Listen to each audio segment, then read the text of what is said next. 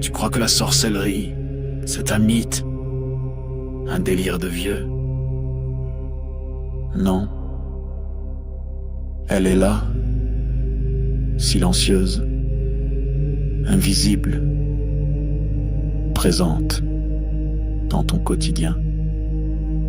Ce que tu vis n'est peut-être pas le fruit du hasard. Tes douleurs, tes émotions, tes échecs, tes pensées peuvent être manipulées, programmées. Dans cette série de directs exceptionnels, le docteur Toumoua, Nswadi Kimbazi, révèle comment les rituels occultes s'allient aux technologies neurocognitives, comment le contrôle mental moderne opère, sans trace, sans bruit, comment des attaques ciblent ton énergie, ton mental, ton esprit, comment démasquer les attaques invisibles, vampirisme, viol astral, sortilège, comment pratiquer des rituels de guérison et ériger des boucliers sacrés pour protéger ton âme et celle de tes proches. Et si l'on t'avait fait croire que tout était fatalité? La tradition Congo te guide pour reprendre pleinement ton pouvoir. Malonghi, votre nouvelle émission Éveil, tous les jours à 13h, heure de Paris, en direct sur YouTube Tradition Congo et YouTube Fédération Kimuntu. Venez témoigner, échanger, partager vos expériences avec l'équipe Kimuntu. Épisode après épisode, nous dévoilerons les forces cachées qui gouvernent nos vies.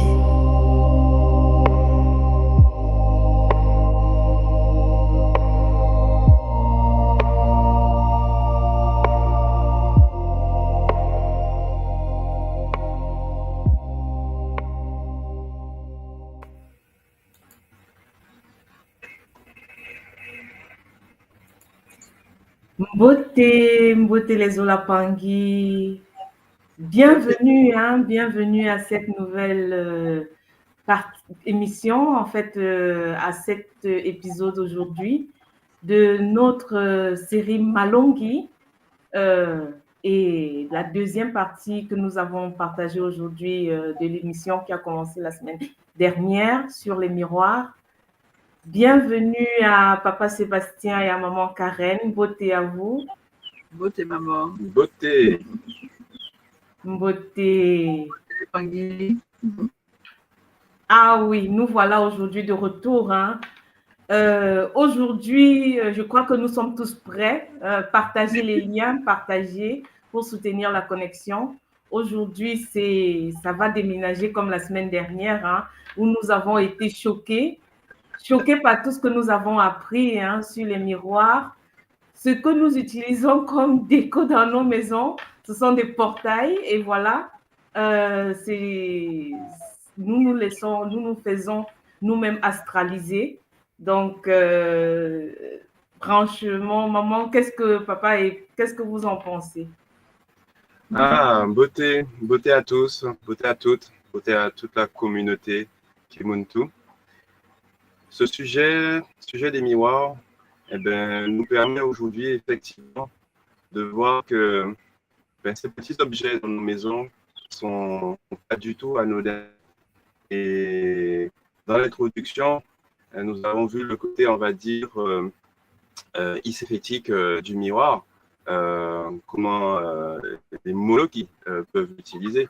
Mais j'ai hâte de voir, d'apprendre comment les miroirs peuvent être utilisés de manière mathématique et surtout comment ils peuvent nous être utiles pour nous et pour aider la communauté.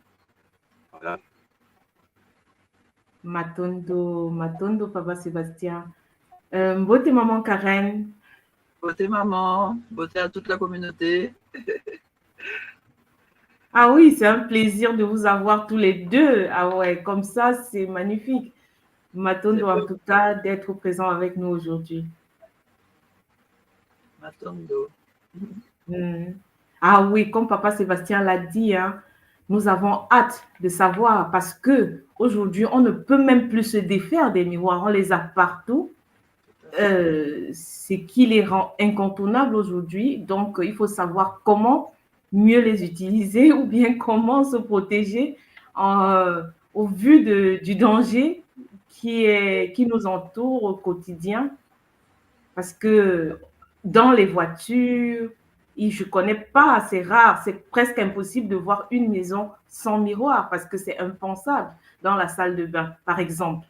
Hein, pour brosser les dents, pour faire tout ce qu'on a à faire. C'est pratiquement presque impossible de penser aujourd'hui une maison sans miroir. Et même si on ne les avait pas dans la maison, on les a dans toutes les rues, dès qu'on sort, dans les magasins, dans les entreprises, partout. Donc, maintenant, comment s'en sortir avec cette situation, en fait, en tenant compte de toutes ces connaissances que nous avons reçues la semaine dernière. Sans plus tarder, nous allons inviter notre Toumoua qui va continuer, en fait, hein, parce que là, c'était juste une introduction. Et aujourd'hui, il va finir l'introduction et commencer et entrer dans le sujet. Mbote à toi, papa.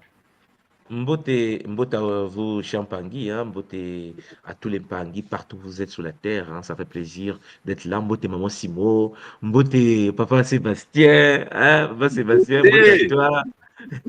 Maman Karen, toujours au poste, Matondo à vous, au couple multidimensionnel, Zola à tous les Pangui. Effectivement, Maman Simo, aujourd'hui est une journée très spéciale puisque nous allons poursuivre avec notre partie concernant les miroirs. Et je pense que cela va permettre à beaucoup d'entre nous de prendre conscience des enjeux concernant les mystères des miroirs, parce qu'aujourd'hui, nous en avons partout, mais à l'époque des anciens, les miroirs étaient réservés aux initiés. C'est pour cela que, chers Olampangui, nous devons être conscients que c'est par les miroirs que les anciens Égyptiens pouvaient éclairer les temples. Vous voyez, donc ils canalisaient l'énergie solaire à travers différents miroirs, ils transmettaient information à information, lumière, lumière, lumière, miroir par miroir, pour éclairer les temples. Vous comprenez la perception qu'avaient les anciens déjà du soleil et comment le soleil était canalisé par l'énergie du miroir pour les faire circuler dans les temples anciens. Donc, ça veut tout dire en fait. C'était quelque chose, c'était un élément très important de la tradition. Aujourd'hui, ça a été placé partout parce que, chers Olampangui, notre planète, notre réalité est sous contrôle. Je vous l'ai toujours dit, nous vivons en quarantaine, hein, c'est-à-dire que la Terre est une planète sous contrôle iséfétique, dominée par des forces shintaoriques, et depuis des milliers d'années, l'humain est devenu une nourriture pour des forces dangereuses, des forces astrales, des forces démoniaques, comme on l'appelle aujourd'hui. Vous savez, c'est très important de le souligner. Pourquoi? Parce qu'en effet, on a parfois l'illusion de penser que nous vivons dans une réalité d'amour, nous vivons dans une réalité de paix. Non, le Nza est sous contrôle. Et pour contrôler le Nza, il fallait ouvrir des vortex, il fallait ouvrir les Singini. Et les Singini Champangui a été utilisé avec la technologie des mystères des miroirs que les Iséfétiens utilisent pour avoir accès à nous sans pour autant nous demander la permission. Parce que dès lors que tu as accès au miroir, cela veut dire que tu as ouvert les portes. Mais il faut fermer les portes. Tu peux les fermer, tu vas avoir un miroir, mais non activé. C'est pour cela que nous devons comprendre ça. Vous savez, souvent lorsqu'on est dans le boulot métro dodo, on oublie que dans ce monde, il y a des esprits. On oublie que dans ce monde, il y a des forces supérieures. Pour ceux qui s'intéressent à la religion chrétienne éthiopienne, hein, vous savez, hein, à la Libéla en Afrique, vous allez voir que l'Éthiopie détenait ou détient un livre unique, un texte ancien qui est aujourd'hui un peu vulgarisé dans le monde, mais qui vient de la tradition éthiopienne primordiale, le livre de celui qu'on appelle en effet le livre de Noé. Et c'est comme ça qu'on appelle ça, hein, le livre de Noé. Bon, il est clair que lorsque vous lisez des tels livres comme le livre de Noé et que vous avez une vision éthiopienne des choses, vous allez comprendre que notre monde a toujours eu des forces occultes, des forces supérieures. On a eu des contacts avec des êtres d'autres dimensions. Noé l'explique en détail hein, dans ses textes, même si l'Église chrétienne n'a pas retenu ce livre. Hein, le livre a été banni, mais dans les livres chrétiens, dans les livres des chrétiens d'Éthiopie, oui, on a encore le texte, le livre de Noé, que l'Occident n'a pas voulu intégrer parce que les Shintaori avaient déjà le contrôle du système. Ils ne peuvent pas accepter d'être dévoilés devant la face de l'humanité, alors que sur le continent africain, le christianisme orthodoxe éthiopienne, par exemple, détient certains documents comme le fameux livre de Noé, où l'on parle des forces supérieures. Et ces forces supérieures, chers Olampangui, traversaient le temps à travers les miroirs. C'est-à-dire qu'ils ont la possibilité d'aller chez toi, dans ta maison, dans ta chambre, dans ta vie, dans ton salon, dans la vie de ta famille, tout simplement à travers les miroirs. Pourquoi? Parce que tu l'as autorisé. Pour toi, le miroir, c'est un instrument de beauté, c'est un instrument pour se mirer. Pour les énergies, c'est un vortex, c'est un cycléné, c'est une porte stellaire, une porte qui permet aux forces de l'astral d'y accéder. Pas seulement les forces de l'astral. Et il peut aussi y avoir des forces d'amour qui peuvent passer par là. Mais chers Olampangui, en gros, puisque tout le monde n'est pas initié et que les gens ne détiennent pas le secret pour gérer les miroirs, alors on se fait envoûter, on se fait shintaoriser, on se fait briser. Et comme nous l'avons vu la fois dernière, pour changer la mentalité d'un noir à l'époque d'esclavage, il fallait que le noir soit reprogrammé. Or, la technologie des miroirs permet la reprogrammation, la déconnexion de l'être humain à son double et la reconnexion au double astral, au double stéphétique, au double contrôlé par les Shintaori. De l'aveu même de Credo-Mutwa, notre grand chaman qui nous a livré ses enseignements, paix à son âme, le miroir, chers Olampangui, était un outil d'initiation. Nous l'avons vu aussi dans cette introduction.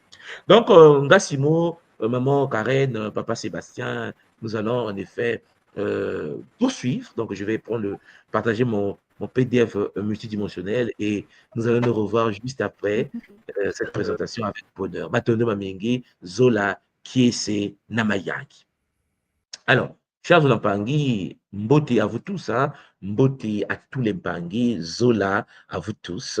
Nous sommes dans les miroirs et les sauts dans la spiritualité et la magie.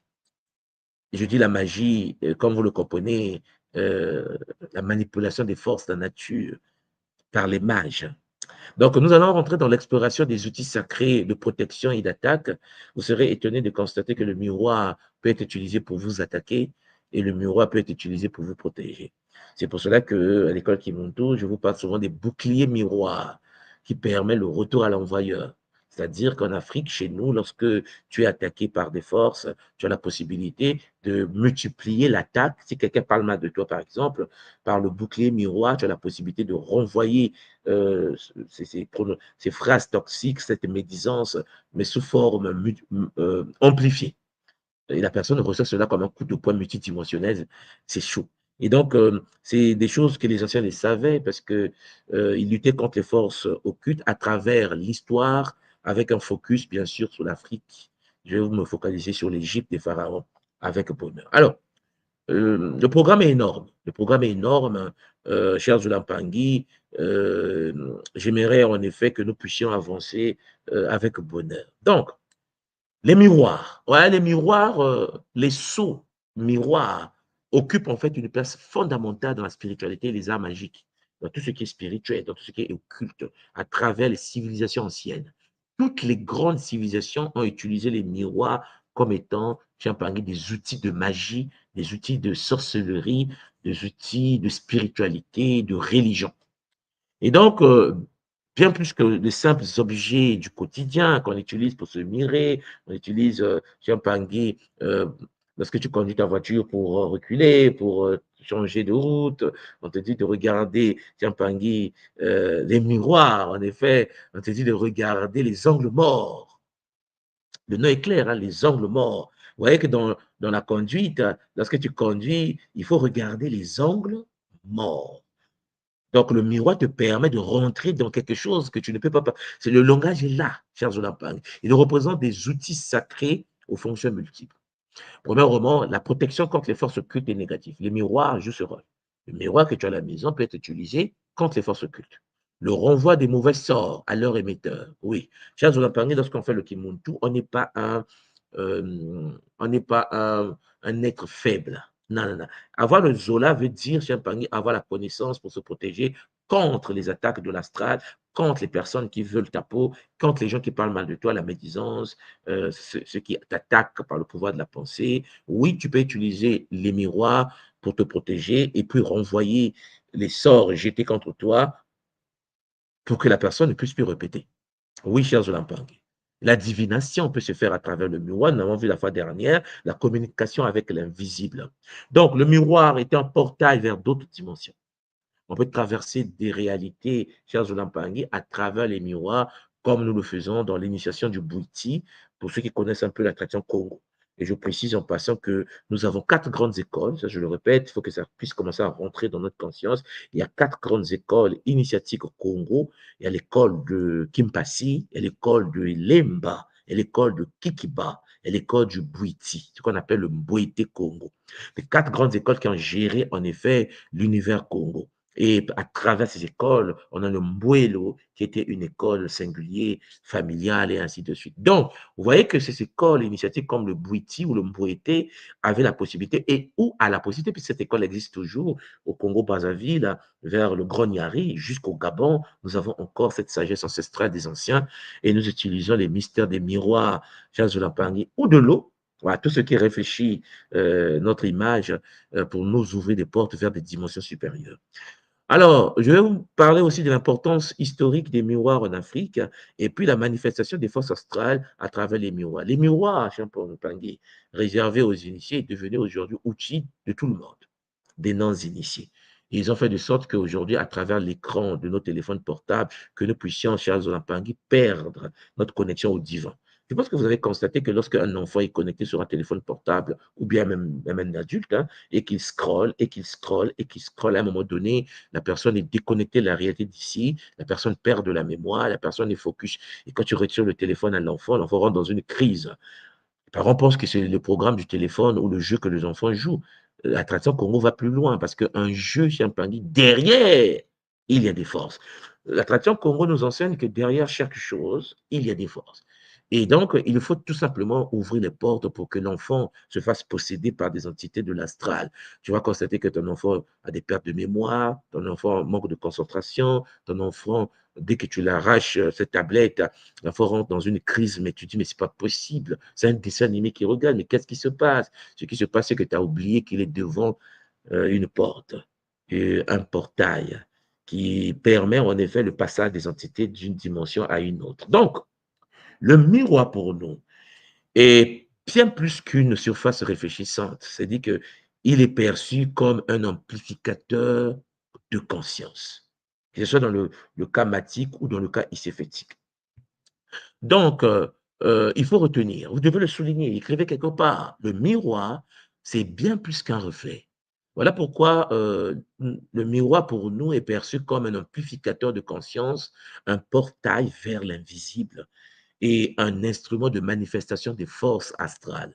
C'est pour ça que nous, dans la tradition Congo, au cœur de l'Afrique, au Gabon, au Congo, Katiopa, le Grand Bassin, en Angola, à Luanda, à Mbanza Congo, à Kinshasa, au Bas-Congo, en effet, nous plaçons des miroirs ou des miroirs fractales devant les entrées de nos fenêtres, devant les entrées de nos portes, après avoir fait bien sûr un rituel Congo pour permettre une activation du bouclier de protection contre les forces invisibles des énergies de Moulouki, hein, ça peut être les Mekuyou, ce sont des entités, chers Olampangi, des morts, les esprits des morts, parce qu'en effet, des morts pour nous ne sont pas morts, il y a des morts qui n'ont pas traversé, il y a des morts qui sont ici dans notre réalité et gérés par l'un des grands initiés que nous appelons aujourd'hui un Baron Samedi dans le vaudou, qui en effet permet la gestion de l'univers de l'invisible, ou bien Papa Legba, qui permet l'ouverture des portes à travers la connexion que Legba, qui est considéré aujourd'hui comme étant l'un des principes supérieurs dans le vaudou Congo, mais que nous considérons comme étant Ngaloufwa, le grand maître suprême de la tradition Congo primordiale. Donc, dans toutes les traditions, chers Olampangi, spirituelles de notre réalité, le miroir transcende sa fonction première de reflet physique pour devenir un outil de connexion avec les dimensions invisibles et une extension de notre conscience. Donc, mère, terre, ce n'est pas qu'un objet que tu as devant toi. Tu as devant toi un outil mystique, un outil ésotérique. Alors, je vous ai parlé la fois dernière d'une science qu'on appelle la catoptromancie. J'espère de tout mon cœur que vous avez pris le temps d'aller vérifier cette branche mystique qui existe aujourd'hui, que ce soit en Asie, que ce soit en Europe, que ce soit dans les Amériques, que ce soit en Afrique. La catoptromancie est une science, est une technologie mystique. C'est l'art de la divination par le miroir. Beaucoup m'ont écrit après l'introduction la semaine dernière pour me dire tout le monde soit, je n'ai jamais entendu parler de cette science qu'on appelle la captromancie. Parce que la captromancie, cher Zulampangui, est documentée. Il y a des livres, il y a des documentaires, il y a beaucoup de choses. Mais certains ne sont pas informés. Je ne suis pas informé parce que tu utilises le miroir. Mais pourquoi veux-tu qu'on t'informe si le but du miroir est de pouvoir inconsciemment pratiquer l'art de la divination sans se rendre compte? Voilà pourquoi des sciences, on va te parler de la médiumnité, on va te parler de la clairvoyance, de la clairaudience, on va parler de l'activation des sens, mais on ne va jamais te parler de la captromancie. Parce que t'en parler, c'est te pousser à te poser des questions, à t'éveiller et à dire, mais qu'est-ce qui se passe? Voilà, c'est une pratique ancestrale, c'est multimillénaire, permettant d'accéder aux visions du passé, la capacité de voyager dans le temps, de pouvoir accéder à la vision transgénérationnelle, accéder aux mémoires des ancêtres, et puis la vision du présent également et du futur. Ce qui veut dire que pour modifier la connexion, la perception mentale d'un peuple ou d'une personne, ben les Occidentaux, par exemple, initiés, ont utilisé la captromancie pour lobotomiser l'Africain. Parce que je pense que vous l'avez constaté que l'Africain, lorsqu'il est dans son pays, lorsqu'il est au Congo, lorsqu'il est au Sénégal, lorsqu'il est au Mali, lorsqu'il est au Burkina, lorsqu'il est ainsi de suite dans les pays africains, il va avoir tendance à détester son frère qui est à côté de lui, à lutter contre celui qui est juste à côté de lui, et il aura tendance à plus donner de l'importance à ce qui n'est pas de lui, donc à l'occidental. Lorsqu'un occidental en France dort dans les caniveaux et que cet occidental qui est dans la dèche, qui est dans la misère, qui est dans le SMIC et qui quitte la France et qui arrive au Gabon, qui arrive à Brazzaville, qui arrive à Kinshasa, et que ce monsieur occidental qui dormait dans les caniveaux à Paris se retrouve dans les pays africains et que cet occidental se met à draguer les plus belles femmes de nos pays, 99% des filles succombent à la tentation parce qu'en effet, dans l'imaginaire, c'est ça l'idée, hein, dans l'imaginaire collectif, il est supérieur, il est beau gosse, il est forcément riche. Parce qu'en effet, on a été lobotomisé. Alors, tu vas expliquer à un frère ou à une sœur que c'est un mythe qui a été créé pour que nous soyons contrôlés, nous soyons sous contrôle. Vous allez constater quelque chose, il y aura braquage, il y aura une position de défense. La personne va résister à ce que tu dis malgré tes preuves. Pour dire qu'en Occident, tous les Occidentaux ne sont pas riches, tous les Occidentaux ne sont pas futés, tous les Occidentaux ne sont pas intelligents. C'est un peu comme les nôtres. C'est la même chose en Afrique. En Afrique, tous les Africains ne sont pas futés, tous les Africains ne sont pas intelligents, tous les Africains ne sont pas... Vous comprenez? En Asie, c'est pareil, sauf que l'Africain va te dire non, l'Occidental est bon, il est bon. Non, il est bon, tu vois, il a créé ceci, il a fait ceci. Parce qu'en effet, il a été déconnecté de la réalité pensante, la réalité consciente, cher Zolampaki. Le miroir, le regard de l'autre par le miroir a détruit l'humain. Parce que vous venez au Japon et que vous venez en Asie, vous allez constater qu'en Asie, ils ont un problème. Le problème asiatique aujourd'hui, que ce soit au Japon, que ce soit en Chine, dans ces grandes civilisations, le problème, c'est que l'humain chinois, l'humain japonais, l'humain asiatique veut devenir aussi occidental. J'étais choqué la première fois que je suis arrivé à Tokyo de constater que l'image a été programmée aussi au Japon. Les filles japonaises veulent avoir les yeux, donc ils pratiquent Champangui en Corée du Sud. Plus de 60% de la population coréenne, Champangui, a déjà subi une chirurgie esthétique. C'est-à-dire que le miroir que vous voyez là a poussé l'être humain à regarder son visage et dire « je veux avoir la tête d'un occidental ». Je vais avoir les yeux d'un occidental. Donc, que font les femmes en Corée, à Séoul? Ben, les femmes et les hommes, ils se charcutent. De la même manière, chers Zoulampangui, l'Africaine ou l'Africain en Afrique se défrise des cheveux pour avoir les cheveux de l'occidental et se dépigmente la peau pour avoir une peau claire comme le maître. Vous suivez? Et pourquoi ils n'arrêtent pas? Parce que, chers Zoulampangui, nous avons été programmés par des forces du reflet. Donc, le reflet, ton reflet ne te plaît plus. Le double énergétique ne te plaît pas. Parce que il y a eu un mantra, il y a eu un travail mystique, il y a eu de la magie, de la sorcellerie qui a été pratiquée pendant l'esclavage pour qu'on incite l'être humain qui était, Charles Lampangui, formé de neuromélanine, de s'auto-saboter lui-même. Lorsqu'il se regarde, il veut avoir physiquement les traits d'un occidental. Il doit donc se dépigmenter la peau pour avoir le trait d'un occidental. Être français, c'est pas bon. Alors que être français, cher Zolampangui, c'est la neuromélanie qui lui permet de se connecter à l'univers invisible. C'est la neuromélanie qui lui permet de parler aux plantes, aux pierres, aux animaux. C'est la neuromélanie qui lui permet de se connecter aux structures planétaires célestes. Mais non, non, non, non. Il doit se dépigmenter. Et comment faire pour qu'il se dépigmente? Il doit se trouver moche. Il doit se dire, je ne suis pas jolie. Et comment on fait pour que tu ne sois pas jolie? Tu dois te mirer. Tu dois rentrer en connexion avec les forces qui vont te dire qu'il faut être complexé. Et donc, il devient quelqu'un qui n'est pas net. Et donc, il va se dépigmenter. Et c'est la même chose en Asie. Moi, je pensais que le phénomène du miroir n'était propre qu'à l'Afrique. On a fait la même chose. C'est-à-dire que la beauté ultime, la femme équilibrée, la femme intéressante, c'est l'occidental. C'est la leucoderme. Voilà. Là, au moins, c'est biologique. C'est la leucoderme. Donc, vous comprenez que les autres femmes du monde veulent être comme le leucoderme. Quelle que soit leur manière de fonctionner, ils vont chercher à défriser leurs cheveux.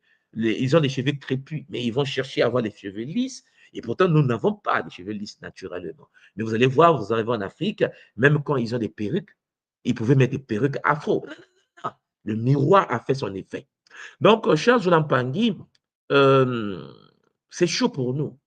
Parce que, étymologiquement, la catoptromancie, cher Zolampangui, vient de cataptron ou cataptron du grec miroir et montéa du grec aussi divination. Donc, en gros, art divinatoire pratiqué depuis l'Antiquité. Hein.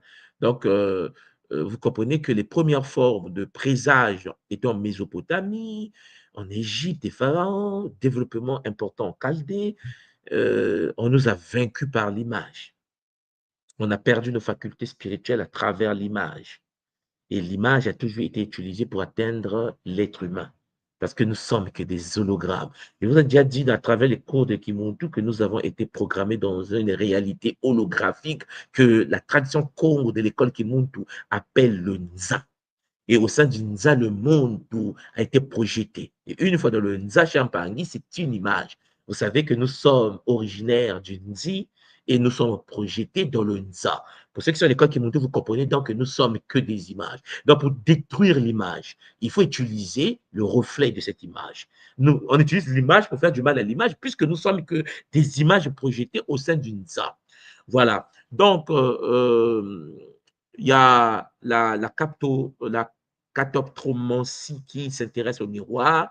Et c'est pour ça que je vous ai dit qu'il y a une parenté entre la catoptromancie et l'hydromancie. Alors, l'hydromancie, c'est en relation en Afrique, que ce soit en Égypte ou au Soudan. Voilà pourquoi les cultes africains se passent au bord des rivières. Pour ceux qui sont africains, vous voyez de quoi je parle. Lorsque vous arrivez dans le pays Douala, vous allez voir que les Congos du Cameroun, ceux qui sont restés de la lignée sacrée font des rituels dans la rivière, au bord des lots, au bord du fleuve, et partout, hein, que ce soit Champangui, au Soudan, en Égypte, ne parlons pas, les prêtres égyptiens, les Kérichéchétas se plaçaient devant le Nil, hein, le Nil, en Éthiopie, devant le Nil bleu, en Afrique, au Congo, devant le Nzadi, hein, le fameux fleuve Congo, qui fait que Brazzaville et Kinshasa sont les deux capitales les plus rapprochées, mais les rituels Nza, jusqu'à aujourd'hui, se pratiquent au bord du fleuve qu'on appelle le Nzadi. Oui, chers Zolampangui, l'hydromancie est une réalité sur le territoire africain, pas que. Parce que quand vous arrivez au Canada, les Amérindiens pratiquent l'hydromancie. En Chine, peut-être que vous avez déjà entendu parler du rituel de la mare du café. À travers le liquide du café, l'initié asiatique est capable de pouvoir rentrer en relation avec des forces invisibles. Oui, chers Zolampangui, le café, on a en contact avec un verre de thé, un verre de café, l'initié, Champangui, est capable de pouvoir communiquer avec les Bakoulous au niveau asiatique. Donc, vous comprenez que la pratique utilisait diverses surfaces réfléchissantes. Les miroirs en métal poli étaient utilisés. Les miroirs en cuivre, comme en Égypte, je vous ai montré les images la fois dernière, en bronze, les miroirs en fer, les miroirs en argent, les miroirs en or. Oui, il suffit que la surface soit réfléchissante et la surface d'eau calme, comme par exemple, attention, Congo, avec les jarres, hein, les jarres que nous utilisons en Afrique, où on met de l'eau et l'eau doit être noire, d'où l'obscurité, l'eau du Nil, l'eau Champangui du Noun, qui doit être noir pour permettre à l'être humain d'accéder au bi.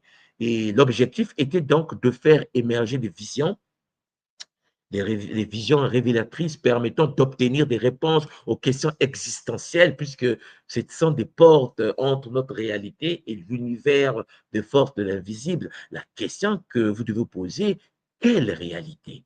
Quel univers invisible? Oui, chers Zolampangui, c'est chaud. C'est très chaud parce qu'en effet, on se connecte parfois à des entités qui dépassent l'entendement des humains. Donc, les premières formes de présage Champangui utilisant le miroir comme outil de divination sont apparues dans les civilisations antiques, la Mésopotamie et la Chaldée. Hein, cette partie mésopotamienne de notre planète a beaucoup utilisé les miroirs. Et lorsque vous rentrez jusqu'à aujourd'hui dans la civilisation, ce qui est resté de la Mésopotamie, que ce soit dans le monde babylonien, donc irakien, toute cette zone, que ce soit le monde arabe aujourd'hui, vous allez constater que le culte de la beauté ou bien le miroir occupe une place très importante. Voilà, c'est le berceau de nombreuses pratiques divinatoires. Vous savez que la Mésopotamie est le berceau des premiers arts divinatoires par reflet. Et puisque les Mésopotamiens ont beaucoup travaillé sur tout ce qui est astrologie, il fallait capter la structure de l'univers, mais dans les miroirs. On pouvait voyager à travers l'espace par les projections astrales, en passant par les miroirs. Donc, l'utilisation des miroirs en métal poli, par exemple, le cuivre, le bronze, le fer, a beaucoup été utilisé dans cette zone de notre réalité. Donc, d'où le lien avec l'astrologie et l'observation du ciel, puisque les Mésopotamiens étaient très forts, très, très forts dans le domaine de l'astrologie. OK? Bon, il y a les Chaldéens aussi. Bon, eux, c'est la relation avec l'hydromancie, la divination par le reflet sur l'eau. Les Chaldéens pratiquaient l'observation du reflet de la lune et des astres sur l'eau calme. Alors, vous allez voir que la zone, comme la zone de Cana, ce qu'on appelle la Palestine actuelle, je précise en passant que toute cette zone était contrôlée par les Égyptiens anciens, c'est-à-dire c'était une zone habitée par les Cananéens. Et pour ceux qui ne le savent pas, les Cananéens sont comme les Congolais. Je dis ça parce que je suis Congolais d'origine, là, mais vous comprenez que les Cananéens sont de même couleur que les Congolais. Vous me comprenez? Ce qui veut dire que lorsqu'on vous parle des Cananéens, souvent, on a l'illusion de. En fait, on est victime de l'esclavage mental. Le miroir a fait son travail. L'humain oublie que lorsqu'on parle des Cananéens dans les textes, que ce soit les textes anciens, la Bible, le Coran, le Bhagavad Gita, en fait, tous les textes qui parlent des Cananéens, chers Zolampangui, ce sont des Kamites. Ce sont des mélanodermes, hein? Comprenez-moi bien. C'est-à-dire que dans cette zone-là, au niveau du Moyen-Orient, à l'époque des anciens, vivaient des communautés mélanodermes très puissantes. Et donc, chers Zolampangui, les divinités utilisées dans l'hydromancie ou dans la captotromancie, chers Zolampangui, ont été récupérées et insérées dans certaines religions dont je ne dis pas le nom, mais ça vient d'un certain, bon, vous avez compris, révélé. Donc, à partir de là, ces religions révélées ou dites révélées, chers Zolampangui, sont des religions en relation avec l'univers du miroir. Et c'est pour cela que vous allez constater que le reflet de la lune a une importance capitale, par exemple, dans l'islam. Et je ne sais pas si vous avez déjà fait attention, au-dessus des mosquées, partout sur la terre, il y a le croissant de lune. Et pour ceux qui connaissent un peu comment était la Mésopotamie, en fait, comment était l'univers cananéen à l'époque des anciens, chers Zolampangui, le culte des astres était utilisé à travers les mystères des miroirs. Donc, Mpangui, la captromancie, s'est développé parallèlement aux autres arts divinatoires dans ces civilisations anciennes, établissant donc les fondements des pratiques qui se répandront ensuite à travers les cultures du monde, puisque l'homme se déplace, l'homme migre, l'homme voyage en relation avec l'Égypte des pharaons. Ben, écoutez, l'Afrique a eu le contact avec cette technologie, et cette technologie s'est répandue un peu partout dans le monde asiatique, le monde européen, et ainsi de suite. Mais c'est très important de savoir que l'Égypte des anciens, que ce soit les Chaldéens ou les Mésopotamiens, les Sumériens, tous ces êtres, en effet, avaient accédé à une science qui leur permettait d'entrer en relation avec les miroirs. Je précise en passant que les miroirs en question étaient utilisés, chers Zolampangui, dans le but de capter ou de canaliser ce qu'on appelle les djinns. Mais ça, c'est un sujet sensible que je n'aimerais pas aborder aujourd'hui, chers Zolampangui. Donc, les djinns sont des entités invisibles, hein, des entités qui, en effet, vivent souvent dans des éléments, que ce soit les djinns de l'eau, les djinns du désert. Que, pour ceux qui sont dans le monde de l'Afrique de l'Ouest, vous voyez de quoi je parle, hein, les djinns, les esprits. Et ces esprits sont des êtres qui ont des familles. Souvent, les gens ne se rendent pas compte de ça. Les djinns ont des enfants. Et les dîne à sa femme, en fait. Ah oui, oui. Et donc, les anciens utilisaient les technologies des miroirs pour les canaliser, pour les gérer, pour les évacuer des milieux humains. Puisque chez Paris, certaines entités n'ont pas la possibilité de voir, ou n'ont pas d'ombre, ou n'ont pas la capacité de se mirer, ou d'accéder chez Paris en relation, si et seulement si la technologie des miroirs est utilisée, en relation avec l'humain. Alors, à côté de la captotromancie, la catoptromancie, nous avons l'hydromancie dont je vous ai parlé, que nous avons utilisé en profondeur, surtout en Afrique.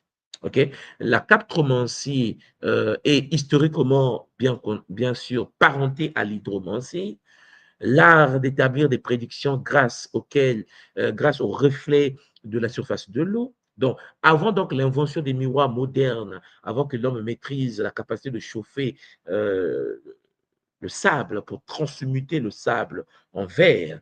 Cette connaissance nous a été transmise, bien sûr, par des êtres démoniaques. Je précise que dans les livres d'Enoch, où on parle des forces de l'astral qui ont contrôlé le monde, Enoch a écrit que nous avons un problème, en effet, puisque l'invisible dont il parle, c'est ce que Credo-Mutwa, notre grand chaman, appelle les Shintaori, des êtres très complexes qui nous ont transmis le savoir du miroir. Parce qu'à l'époque, on n'utilisait pas le miroir avant que ces êtres nous transportent dans des réalités pour être en connexion avec eux.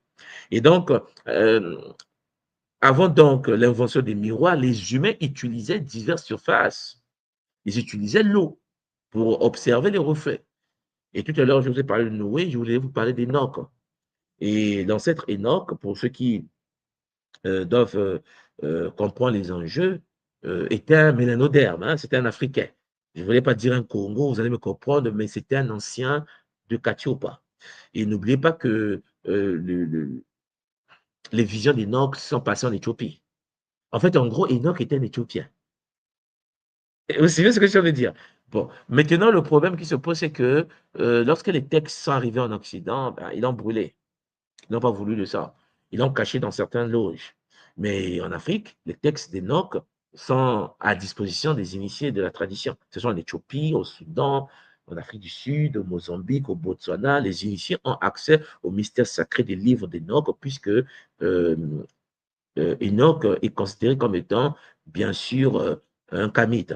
Alors, j'aimerais vous montrer quelque chose rapidement, et puis on va continuer. Je vous partage l'écran. Il y a une Américaine aux États-Unis qui pratique ce qu'on appelle la divination. Hein. Elle a une faculté de pouvoir parler aux esprits. Et donc, aujourd'hui, on parle souvent des esprits de la nature.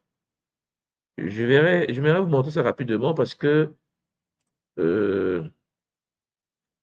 souvent, nous ne faisons pas attention, nous ne faisons pas attention à cette réalité. Voilà. Donc, j'ai trouvé. Très bien. Vous avez ici, elle s'appelle exactement Elisabeth Clare Prophète. C'était un locodère, une sœur magnifique. Elle pratique de la médiumnité. Elle a écrit ce livre que vous voyez devant vous. Et bon, pour manque de mots, puisqu'elle ne parle pas nos langues africaines, donc elle a appelé le livre Afra. C'est comme ça qu'elle appelle le guide, le l'être suprême. Elle appelle Afra, ce être-là, frère de lumière, enseignant spirituel d'un maître ascensionné. Et Elisabeth Clark, prophète, explique qu'en effet, Afra, en fait, elle est rentrée en contact avec Afra, qui est considéré comme étant le premier maître ascensionné de notre réalité. Maître ascensionné veut dire quoi? Veut dire que c'est le premier qui a vécu ce qu'on appelle le Kunaka. Le Kunaka. Alors, je précise en passant, alors je vais agrandir un peu ici pour qu'on lise un peu ce résumé. Je précise en passant, cher Zolampangi, que c'est complexe. Parce que il faut que vous compreniez bien ce que je suis en train de vous dire. C'est-à-dire qu'à l'époque des anciens, la spiritualité, le monde des religions n'était pas ce que vous connaissez aujourd'hui, ce que nous connaissons aujourd'hui. Les maîtres ascensionnés, c'est-à-dire que les êtres qui ont vécu l'ascension, le Kunaka, protecteur séculaire du continent africain et parrain de la race noire. C'est comme ça qu'elle, elle présente, c'est qu'elle, elle appelle Afra. Vous comprenez? Bon, ce qu'elle appelle Afra Charles Lampangi, c'est vulgarisé. Hein. Aux États-Unis, il y a des temples, il y a des centres au nom de Afra, ceux qui ne le savent pas. Et Afra, l'image qu'elle a faite d'Afra, c'est celle-là. D'après elle, lorsque Afra apparaît dans son existence, c'est la tête d'Afra. Sauf que Charles Lampangi, elle dit que Afra en question apporte un message d'unité, de fraternité à tous les frères de la planète. Et ce frère de lumière, bien aimé, c'est comme ça qu'elle appelle Afra, s'est engagé à résoudre le problème généré par les conflits entre les peuples. Afra est celui qui dit, bon, arrêtez les guerres blancs, noirs, jaunes, rouges, je ne sais pas si vous comprenez. Les guerres régionales, les guerres entre tribus, la dissension reliée à la religion, conflit entre Arabes et Juifs. Alors, expliquez-moi quelque chose. Lorsque Elisabeth Clark, prophète, explique aux Américains, puisque là, elle parle aux Américains, et qu'elle dit aux Américains qu'en effet, il y a une conscience qu'on appelle Afra, qui, en effet, veut la paix entre Arabes et les Juifs, entre les Blancs et les Noirs, entre les chrétiens et les musulmans, vous comprenez que c'est plus compliqué que ce que vous pouvez imaginer. Le livre est vendu, hein? Le livre est connu. Et pour ceux qui ne la connaissaient pas, Elisabeth Clark, prophète, est également connue. Je vais vous montrer un peu sa tête. Hein. C'est cette maman que vous voyez ici. Voilà. C'est elle, Elisabeth Clark, prophète. Et elle apporte, elle dit que Afra. Alors, sauf que Elisabeth, qui en effet parle de Afra, Charles Lampangi, comme étant, elle est médium, hein, c'est-à-dire que d'après ce qu'elle enseigne à l'humanité, c'est qu'elle a capté Afra dans la médiumnité. Et Afra est le guide de la flamme violette. Hein, vous vous souvenez, hein? Et ça crée les dégâts en Occident.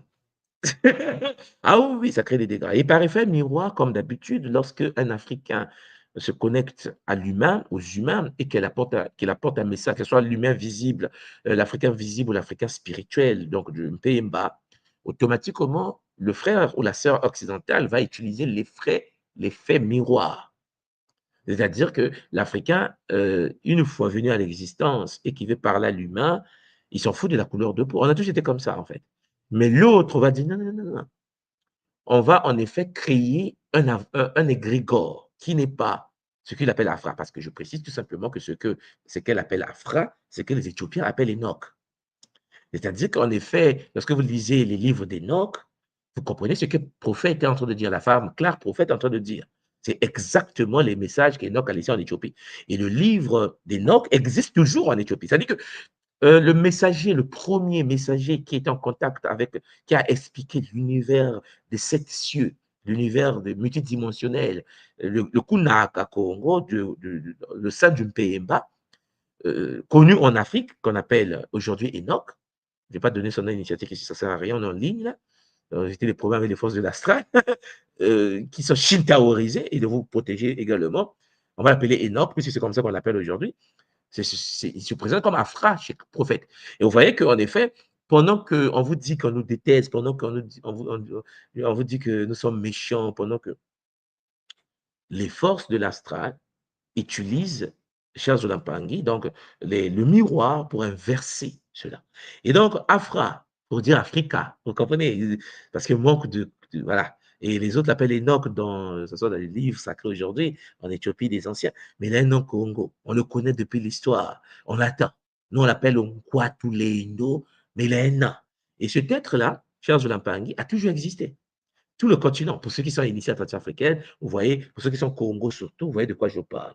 Kimbangu a annoncé son avenue. Et eux, les Occidentaux, prophète Clara, Elisabeth, expliquent que non, non, non, je l'ai rencontré. J'ai rencontré le premier. Celui qui est le premier qui a vécu l'ascension. Et donc, il a mis cette image. Et en Occident, en Afrique, en Amérique, beaucoup des Européens, Américains, analysent, méditent, adorent, prient Afra. Vous me suivez là? Et il y a un groupe des Européens, des Occidentaux qui ont dit non. Non, on ne peut pas accepter ça. C'est un noir. Mais oui, il a toujours été noir, il est africain, il est éthiopien, il est soudanais. On fait comment? Elle a dit non, on va changer ça parce que c'est pas possible. C'est pas possible. Pourquoi c'est pas possible? Parce que ça peut pas passer. On veut qu'il soit comme nous. Ah, mais il est né là-bas. On le connaît à sa première identité cosmique, on connaît. On connaît comment était Nkwatulendo. On dit non, on ne veut pas le Nkwatulendo là. On veut le nôtre. Et donc, ils ont, comme d'habitude, créé un nouveau égrégore. Et je vais vous montrer ce qu'ils ont fait. Donnez-moi 2 secondes.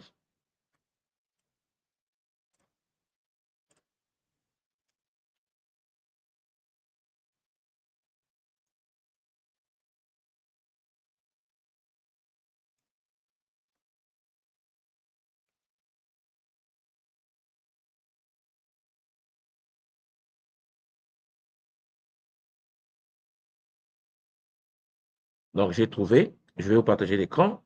Donc, ce qu'ils ont fait, c'est quoi? C'est qu'ils ont créé une nouvelle histoire. Non, ils sont bons. Vous savez, des moments, tu es choqué. Hein? Tu es choqué de voir comment l'être humain peut être compliqué. Donc, ils ont créé une nouvelle histoire.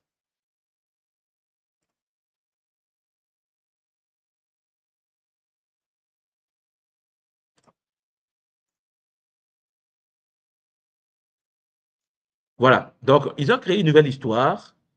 Suivez-moi bien, parce que le monde horreur du vide, il est là. Et ils l'ont appelé Saint-Germain.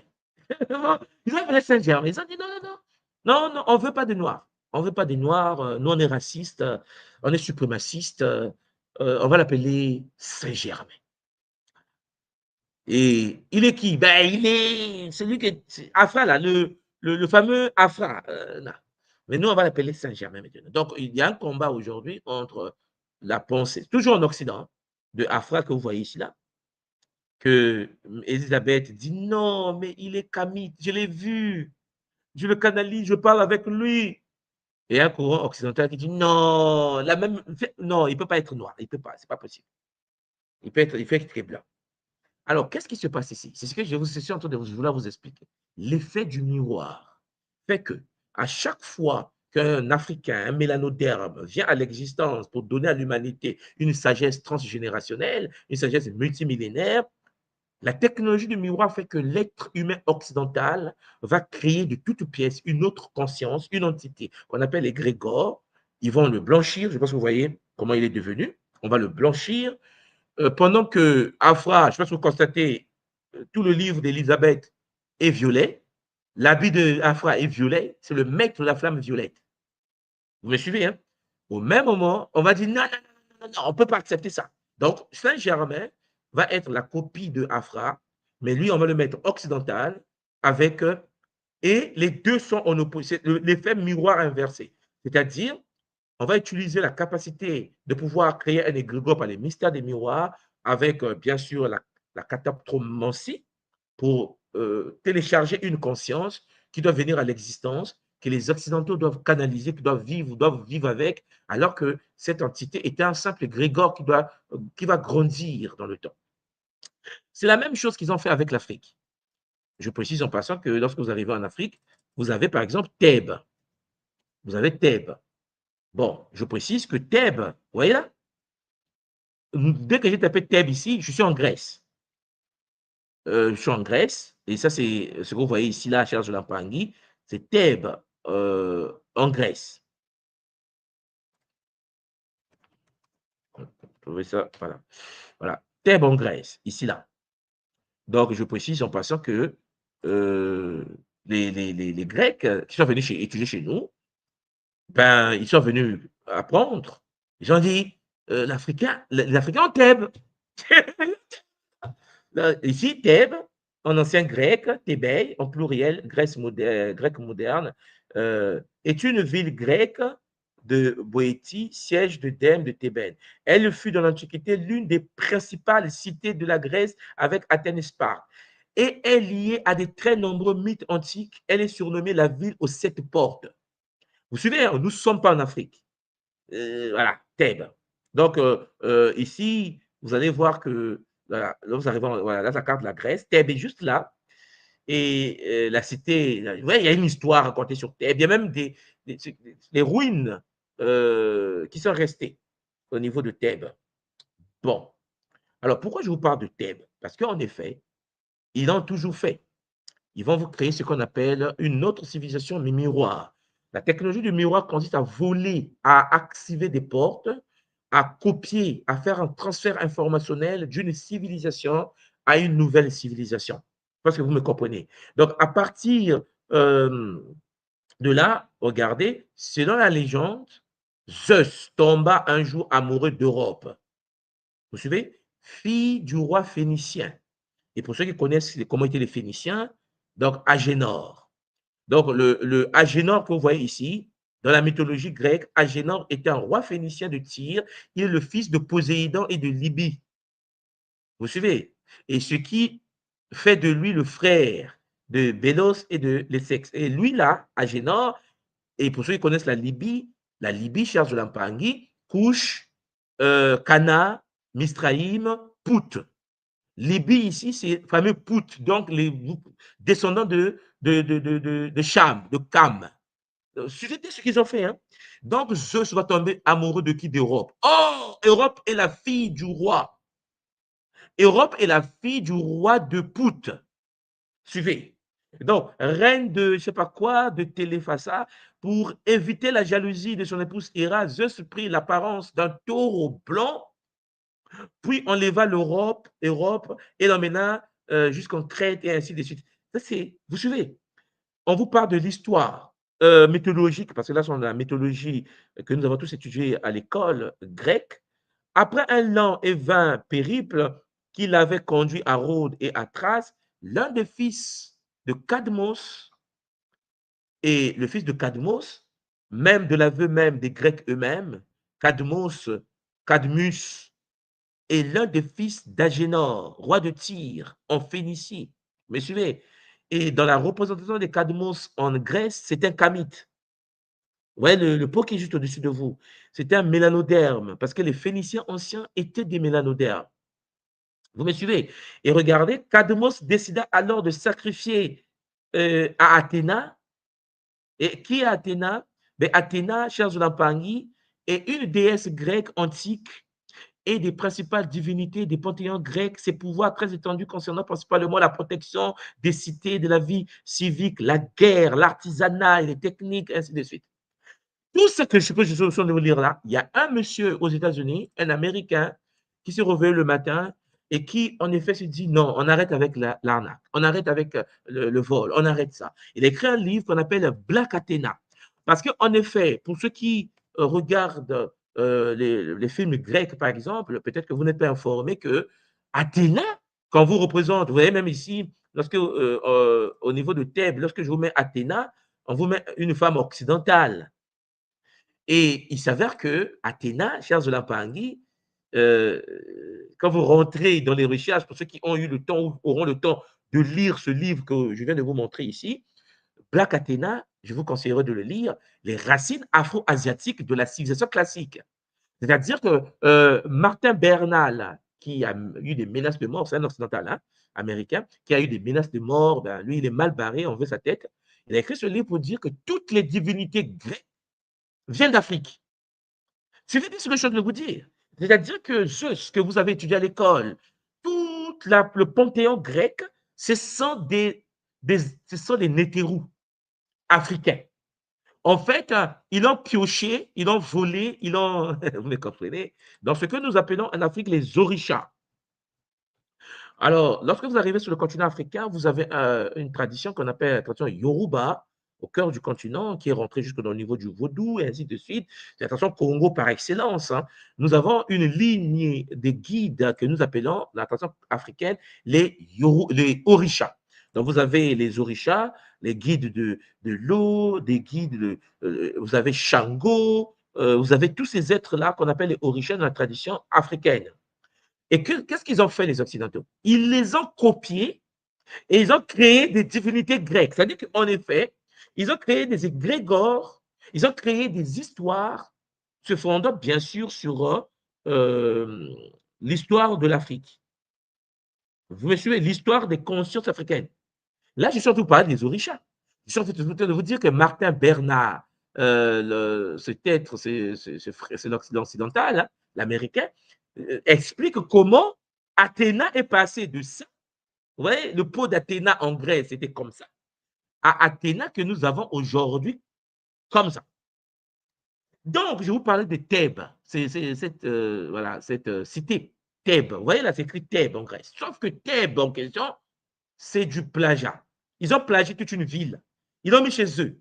Ils ont permis, à travers le mystère de miroir, la naissance d'une divinité grecque, chers Zulampangi, que nous appelons aujourd'hui Thoth. Vous me suivez? Et que les gens aujourd'hui dans l'initiation occidentale appellent Hermès Trismégiste, le trois façades, qui lui n'a jamais existé. Vous suivez-moi bien, hein? Par effet miroir, par l'ouverture des portes de miroir, puisque le miroir a la capacité de pouvoir copier l'image. Donc, ils ont copié, chers Zulampangi, les principes même de Thèbes. Alors, regardez, je vais mettre Thèbes en Égypte. Alors, Thèbes existe exactement en Égypte. Et alors, Thèbes était l'ancienne capitale de l'Égypte durant le Moyen et le Nouvel Empire. La capitale de l'Égypte des pharaons. Vous me suivez là? C'est-à-dire que la capitale de l'Égypte des pharaons a été plagiée, copiée. On te parle de Zeus, on te parle de toutes ces divinités comme Athéna et tout qui viennent de la ville de Thèbes en Grèce. Thèbes, c'est un plagiat. Mais un plagiat par le pouvoir des mystères des miroirs. Je pense que vous me cernez. C'est-à-dire, aujourd'hui, on appelle Luxor. Quand vous arrivez en Égypte, pour ceux qui font le tourisme, là, vous avez Luxor. La ville était célèbre pour ses temples, le temple de Karnak, le temple de Luxor. Le temple de Karnak, c'est le temple d'Osiris, de Maou. Donc, Thèbes, connu en égyptien ancien sous le nom de Wasset, le sceptre, était une ville de la Haute-Égypte sur les rives du Nil. Elle est aujourd'hui principalement identifiée à la ville moderne de Luxor qui se situe sur le même site. La ville a été la capitale de l'Égypte pendant deux périodes importantes, le Moyen Empire et le Nouvel Empire. Donc, 2000 ans avant notre ère, donc il y a 4000 ans, Thèbes était une cité religieuse majeure connue sous le nom de Diospolis. Et regardez, nous sommes en Afrique. Puisque nous avons été chicotés par les Grecs ont appelé donc Thèbes en question par Diospolis, la cité de Zeus. Donc, la cité de Zeus en Afrique, sur le territoire africain, par les Kamites africains, va être plagiée par les mystères des miroirs pour le placer en Grèce. Vous suivez? Et en Grèce, on garde le même nom. Zeus va prendre toujours la place, puisque Diospolis se trouve en Afrique, Diospolis se trouve en Grèce, en référence au culte du dieu Amon. Or, Imana, vous le savez, est une perception mystique de la source par les Africains. Le fameux Imana, le Mani Congo. Donc, chers Zulampangi, lorsque vous comprenez les mystères du plagiat, vous comprenez comment Thoth, je vais mettre ici divinité, voilà, Thoth, comment Thoth, bon, je prends Wikipédia rapidement, voilà, Thoth, regardez, en Grèce, Thoth, en égyptien ancien, Djouti, et dans la mythologie égyptienne, le dieu lunaire de Kéménou. Donc, Hermopolis, Moyenne Égypte. Il est essentiellement le dieu de l'écriture, le scribe des dieux. Bon, le père des Médounétaires. Quand Thoth devient dieu de la sagesse, la déesse Échat, et ainsi de suite. Je ne vais pas tout lire là, mais ce que je suis en train de vous dire, c'est que Thoth que vous voyez ici, Thoth, ben, c'était un plagiat. C'est grec. Parce que ce que vous devez comprendre, c'est quoi? C'est que en Afrique, il ne s'appelait pas Thoth. On l'appelait Thoth en Grèce. Vous suivez? C'est-à-dire que Hermès, alors, importé dans le monde gréco-romain, suivez, hein? Donc le fameux Tutitsetsia, Congo. Donc on l'a importé. Vous comprenez qu'on a importé un dieu, quoi. On a importé cela. Donc, les Occidentaux sont venus en Afrique, ils ont étudié chez nous. Il y a Djibouti, donc celui qu'on appelle Tutitsetsia qui est Congo. Ils ont importé cela. Ils ont dit, nous aussi, on veut. Ben, vous voulez quoi? Ça veut dire quoi? Donc, ils vont plagier ça. Il sera assimilé à Hermès, c'est-à-dire à Mercure, plus particulièrement sous le nom de qui? De Hermès Trismégiste. Vous me suivez? Il peut être assimilé dans l'Ancien Testament à Enoch. Et qui est Enoch? Enoch, cher Zoulampangui, c'est celui qui a écrit les livres d'Enoch que l'Église chrétienne a jeté. Parce que, car il ne peut pas mourir, il ne meurt pas, il disparaît avec Dieu. Le livre d'Enoch, vous savez, je vous ai parlé tout à l'heure au début de notre Kaboula. Donc, qu'est-ce que je suis en train de vous dire? Je suis en train de vous dire qu'il y a le Nkwatulendo Congo, c'est comme ça que nous on appelle, qui a été conçu, canalisé par des prêtres Ndenganga, de la tradition Congo primordiale, depuis la nuit des temps, par les grands maîtres du Bouiti, va être plagié par les Occidentaux. Regardez, il est importé dans le monde gréco-romain. Il va devenir Thoth. Thoth représente l'intelligence divine et incarne la parole. C'est le dieu de la lune, ainsi de suite, ainsi de suite. Mais il fit naître ces dieux paraître et émettre des sangs, ainsi de suite. Bon, dans la représentation de la psychostasie, c'est Thoth qui note les résultats de la paix du cœur, ainsi de suite. Donc, Plutarque, qui est un savant grec, explique comment il se fabriqua sa lyre à partir des nerfs de Typhon. Ils vont créer donc un mythe. De plus, leur mythologue raconte qu'Hermès, après avoir ôté à Typhon ses nerfs, le fit des corps de la lyre, ainsi de suite. Platon raconte que le mythe, l'invention de l'écriture par le dieu égyptien Thoth, donc Djibouti, et il se mit en scène le roi de Tammuz qui met en garde Thoth, ainsi de suite. Car ils vont créer toute une histoire sur Thoth en parlant de l'Égypte et de la Grèce. De l'Égypte et de la Grèce. Ils l'ont importé. C'est un syncrétisme. Vous me suivez là? Ils l'ont importé. Alors, qu'est-ce que cela veut dire? Cela veut dire aujourd'hui, par rapport à ce que je suis en train de vous expliquer, c'est que, cher Zoulampangui, Hermès Trismégiste, le Kybalion, soi-disant écrit par Thoth, vous me suivez là? Thoth a été importé parce que dans le temple ancien africain de Tutidjatia, les Occidentaux ne pouvaient pas y avoir accès. Tout simplement d'abord, premièrement, parce qu'ils n'étaient pas circonciés. C'était interdit d'y accéder. Beaucoup des Grecs qui sont ici fait circoncier, ils ont accès à certaines technologies de chez nous. Mais il y a beaucoup d'autres choses. Pour rentrer dans l'univers du Imana, il faut que tu vibres à la fréquence de la neuromélanine. C'est notre tradition qui est comme ça. Est-ce que vous suivez? Mais puisque l'autre n'a pas accès, il va copier, il va coller. Et pourquoi ça marche? Parce qu'il a utilisé ce qu'on appelle les vortex des miroirs. C'est pour ça que vous rentrez dans les temples anciens, vous allez voir des miroirs partout. Des miroirs dans le temple de Delphes, en Grèce. Et vous voyez qu'ils vont garder le même nom. Thèbes en Afrique, Thèbes en Grèce. Ils vont appeler votre conscient, votre grand-père, Djibouti, Tutidjatia. On va l'appeler Thoth. Mais beaucoup de gens pensent que Thoth est africain. Thoth, c'était les Grégores, créés par effet miroir par les Grecs. Thoth n'est pas africain. Thoth est l'image de celui qui était africain qu'on appelle Tutidjatia. que nous appelons Charles Zolapangui, qui a voyagé à travers le temps et qui est le maître des arts et des sciences sacrées, de la géométrie sacrée de la tradition Congo primordiale. Donc, si vous me comprenez, vous voyez donc en effet que nous sommes devant quelque chose de très grave. C'est pour cela qu'ils rentrent dans ce qui est inversé. Tout ce qui appartient à l'Africain, l'Occidental inverse. Regardez vous-même. Je répète encore. Tout ce que l'Africain a de bien en Europe, c'est inversé. Ils ont tout inversé. Ils ont inversé les valeurs. Ils ont inversé les technologies. Ils ont inversé parce qu'ils utilisent la technologie qui inverse. La technologie des miroirs. Vous comprenez? Question, cher Zolapangui. Quel est le symbole totémique de Imana? Écrivez-moi ça en bas. Quel est le symbole totémique de Imana, donc de Amon? Écrivez-moi ça en bas, si vous suivez. Si vous savez, lorsqu'on représente Imana en Afrique, quel est l'animal qu'on utilise pour représenter, en parenthèse, le dieu Amon? On me dit le bélier. Très bien. Question. Quel est l'enfant, comment on appelle l'enfant du bélier?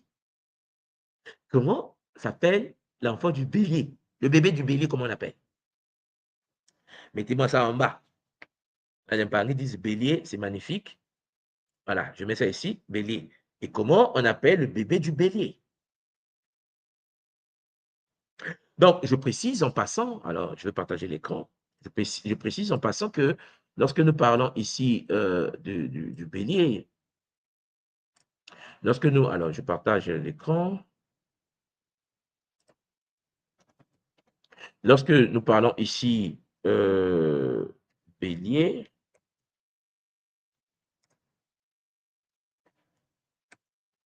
voilà, lorsque nous parlons ici du bélier, regardez, on vous renvoie au dieu Amon. Vous me suivez là? La divinité africaine par excellence, c'est le bélier. Vous suivez, hein? Lorsque vous arrivez en Afrique, là c'est au Louvre, hein, les statuettes que... Donc, attendez. Donc, vous avez ici...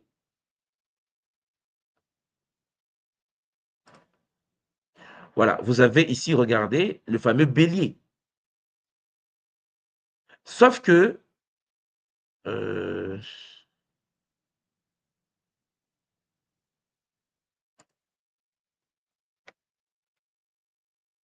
voilà. Vous voyez là? Vous avez ici celui qu'on a, voilà, le Amon, hein, le bélier. Juste, c'est petit. Bon, je pense que vous voyez, hein. Voilà, c'est ça. Et vous avez le disque solaire, vous avez le cobra de Nemumaloa, vous avez ici le pharaon, vous avez le bélier. Le bélier qui est considéré comme étant le totem principal de la divinité qu'on appelle Amon-Ra, qu'on appelle Imana. Hein? Imana en Kinyarwanda, Mani, hein? Imani au Kikongo. Je pense que vous voyez de quoi je parle. Donc, sauf que ce bélier-là, cher Zolapangui, que ce soit le bélier, que ce soit l'agneau, hein, l'agneau, il faut le tuer. Il faut le tuer. Vous comprenez? Il faut le tuer. Donc, toute la tradition chrétienne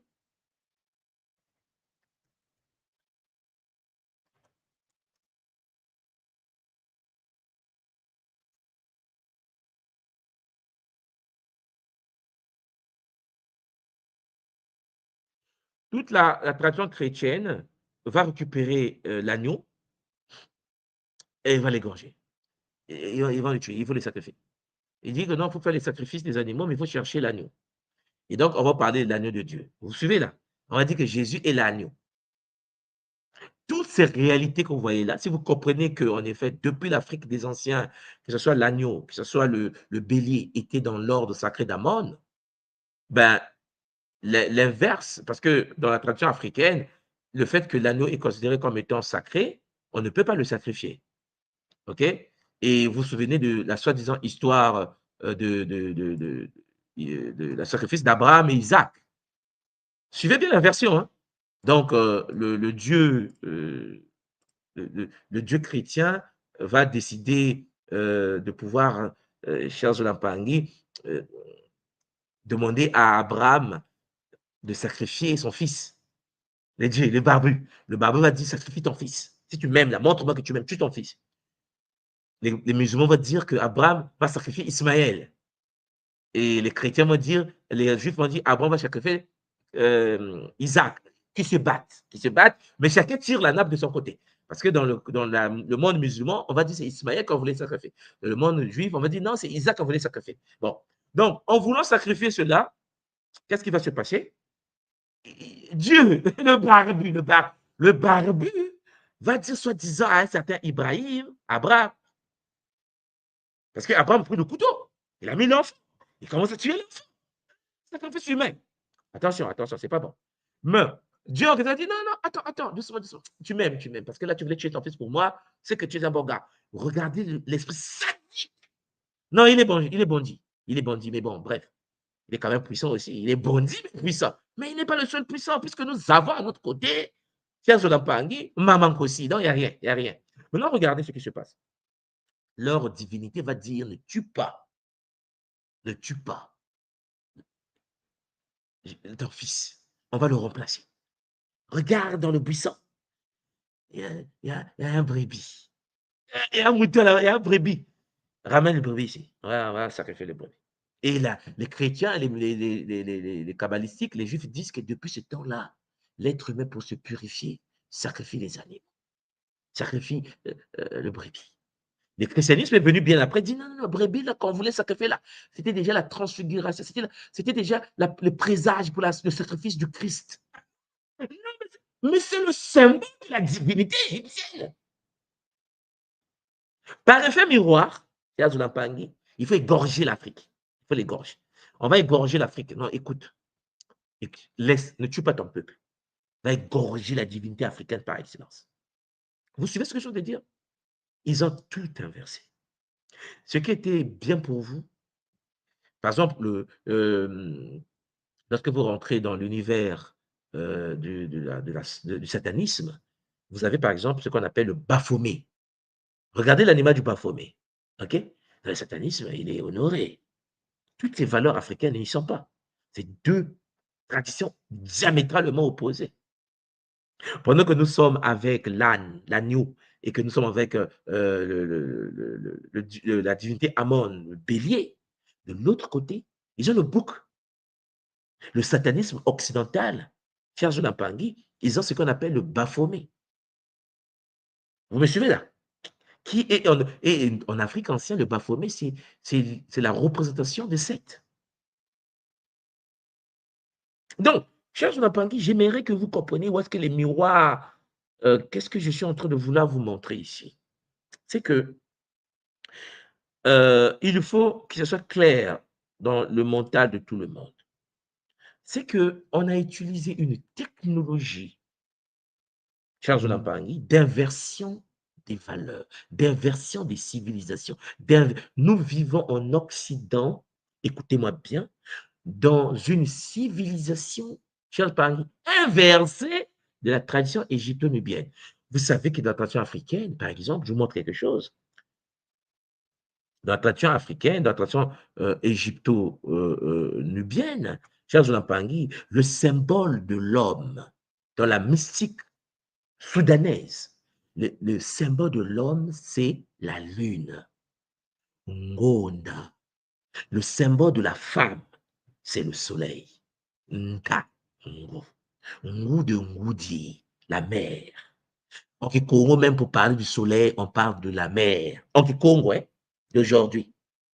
Sauf que, dans l'inversion du miroir, la technologie de la captromancie, l'occidental a décidé par des rituels qu'à partir de maintenant, puisque les noirs et qu'eux, ils sont blancs, et pourtant, lorsque vous arrivez dans ça, l'occidental à Paris, on va dire rose. Mais non, il faut opposer le noir à son inverse. Vous me suivez là? Donc, à partir de là, vous allez avoir donc le soleil qui est devenu le symbole de l'homme. Est-ce que vous suivez? On dit même le soleil. La lune, c'est impossible dans la tradition Congo. Les mystères lunaires sont les mystères cachés des hommes au Congo. Les mystères solaires sont les mystères cachés des femmes au Congo. Il est inversé. Nous vivons donc dans une civilisation africaine inversée. Vous me comprenez là? Mais ça s'est inversé par une technologie de l'univers des miroirs. Donc, Mempangui, j'espère que vous me suivez. À partir de là, nous comprenons que nous sommes en effet presque mal barrés. Parce que lorsque vous prenez l'hydromancie, par exemple, je vous disais tout à l'heure que historiquement, elle est parentée, la cartomancie, à l'hydromancie. Et l'hydromancie, c'est l'art d'établir des prédictions grâce au reflet de la surface de l'eau. Donc, avant l'invention des miroirs modernes, les humains utilisaient diverses surfaces pour observer les reflets. Et donc, il y a la surface réfléchissante, miroir en cuivre, miroir en bronze poli, surface de fer poli, miroir en argent et en or pour l'élite.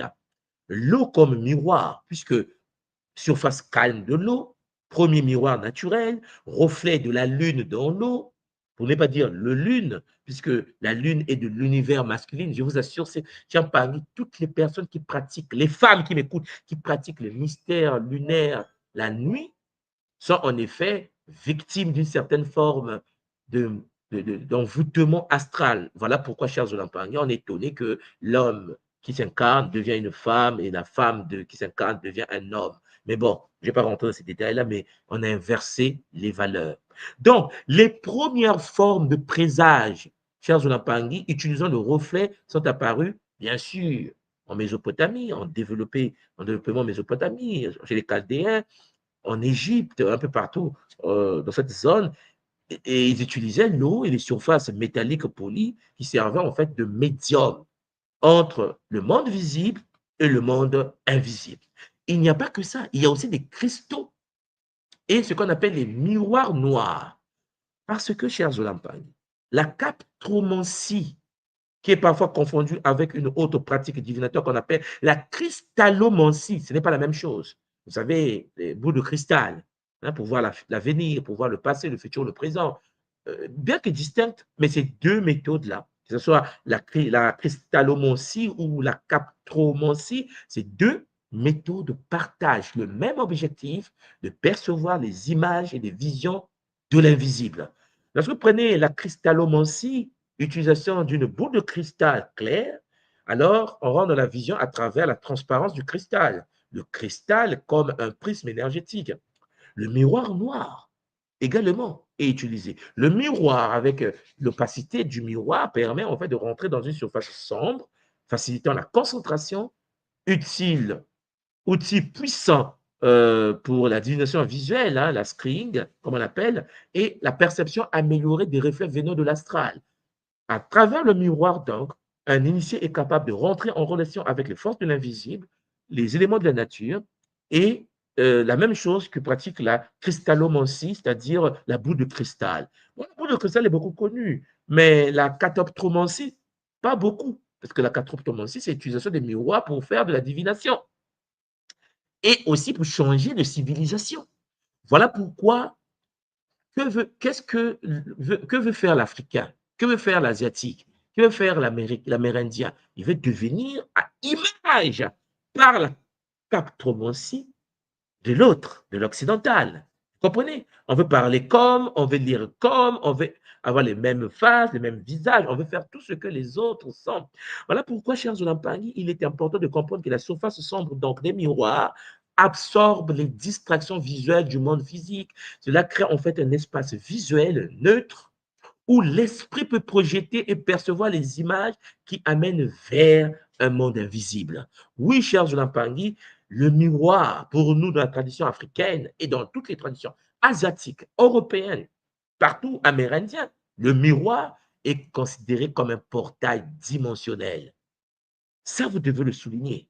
Parce que le miroir ésotérique fonctionne comme une véritable interface, hein, comme votre téléphone portable, entre le monde matériel et les dimensions invisibles, entre le monde matériel et le monde Champangui du web, que je vais vous présenter dans les Kaboula prochains.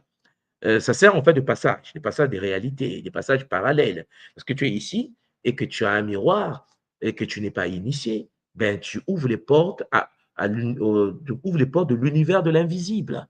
Vous comprenez?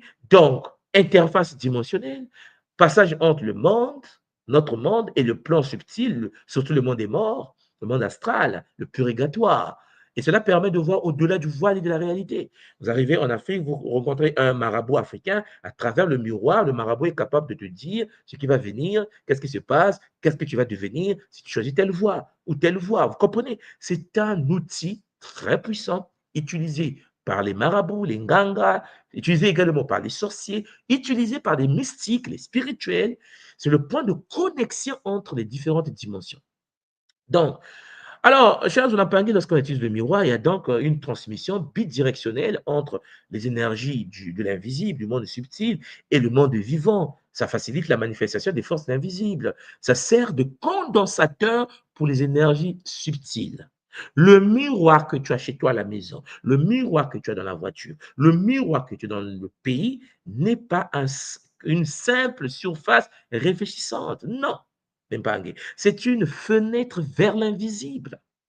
C'est une fenêtre, un portail qui permet de copier une civilisation et de l'inverser. C'est un outil qui permet de transmuter la conscience d'un être humain. C'est-à-dire qu'une personne peut être lobotomisée, peut perdre son identité à travers les mystères des miroirs. Et il suffit de pouvoir utiliser certains mantras. Donc, chers Olampangi, lorsqu'on accède au miroir, on accède donc à une lumière. C'est pour cela que lorsqu'il est obscur, lorsque tu as l'obscurité, tu ne te vois pas à travers le miroir. Pour te voir à travers le miroir, il faut la lumière de la journée, la lumière de l'ampoule, la lumière astrale, la lumière qui vient du monde des émotions. Parce que le miroir magique, le miroir que tu tiens, est théorisé comme le condensateur de lumière, condensateur de lumière astrale, un concept fondamental dans les pratiques ésotériques ancestrales. Si tu veux capter l'énergie de l'astral, la lumière astrale, la substance éthérique saturée d'images et de reflets invisibles. Parce que l'astral, c'est le déchet du monde mental. Donc, pour capter les informations de l'astral, tu as besoin d'utiliser le miroir. Le miroir condense et matérialise ces énergies subtiles. Donc, vous voyez que lorsque quelqu'un pratique les rituels à travers le miroir, l'âme du praticien peut évoquer et percevoir ces images, les images de l'astral, les déchets des pensées. Voilà pourquoi à travers le miroir, tu peux savoir que pense l'autre. C'est pour ça que le nganga, le marabout, est capable de savoir ce que tu penses, puisqu'en effet, ta pensée devient visible à travers le miroir. Et lorsque tu partez voir un nganga, un initié ou un marabout, il prend la cuvette d'eau, il met de l'eau, à travers la cuvette d'eau, il voit tes pensées. Il te dit ce que tu penses. Il te guide à travers cela. Ce sont des choses connues. Mais sauf que souvent, on ne fait pas attention que c'est en relation avec l'univers du réfléchi, l'univers du miroir.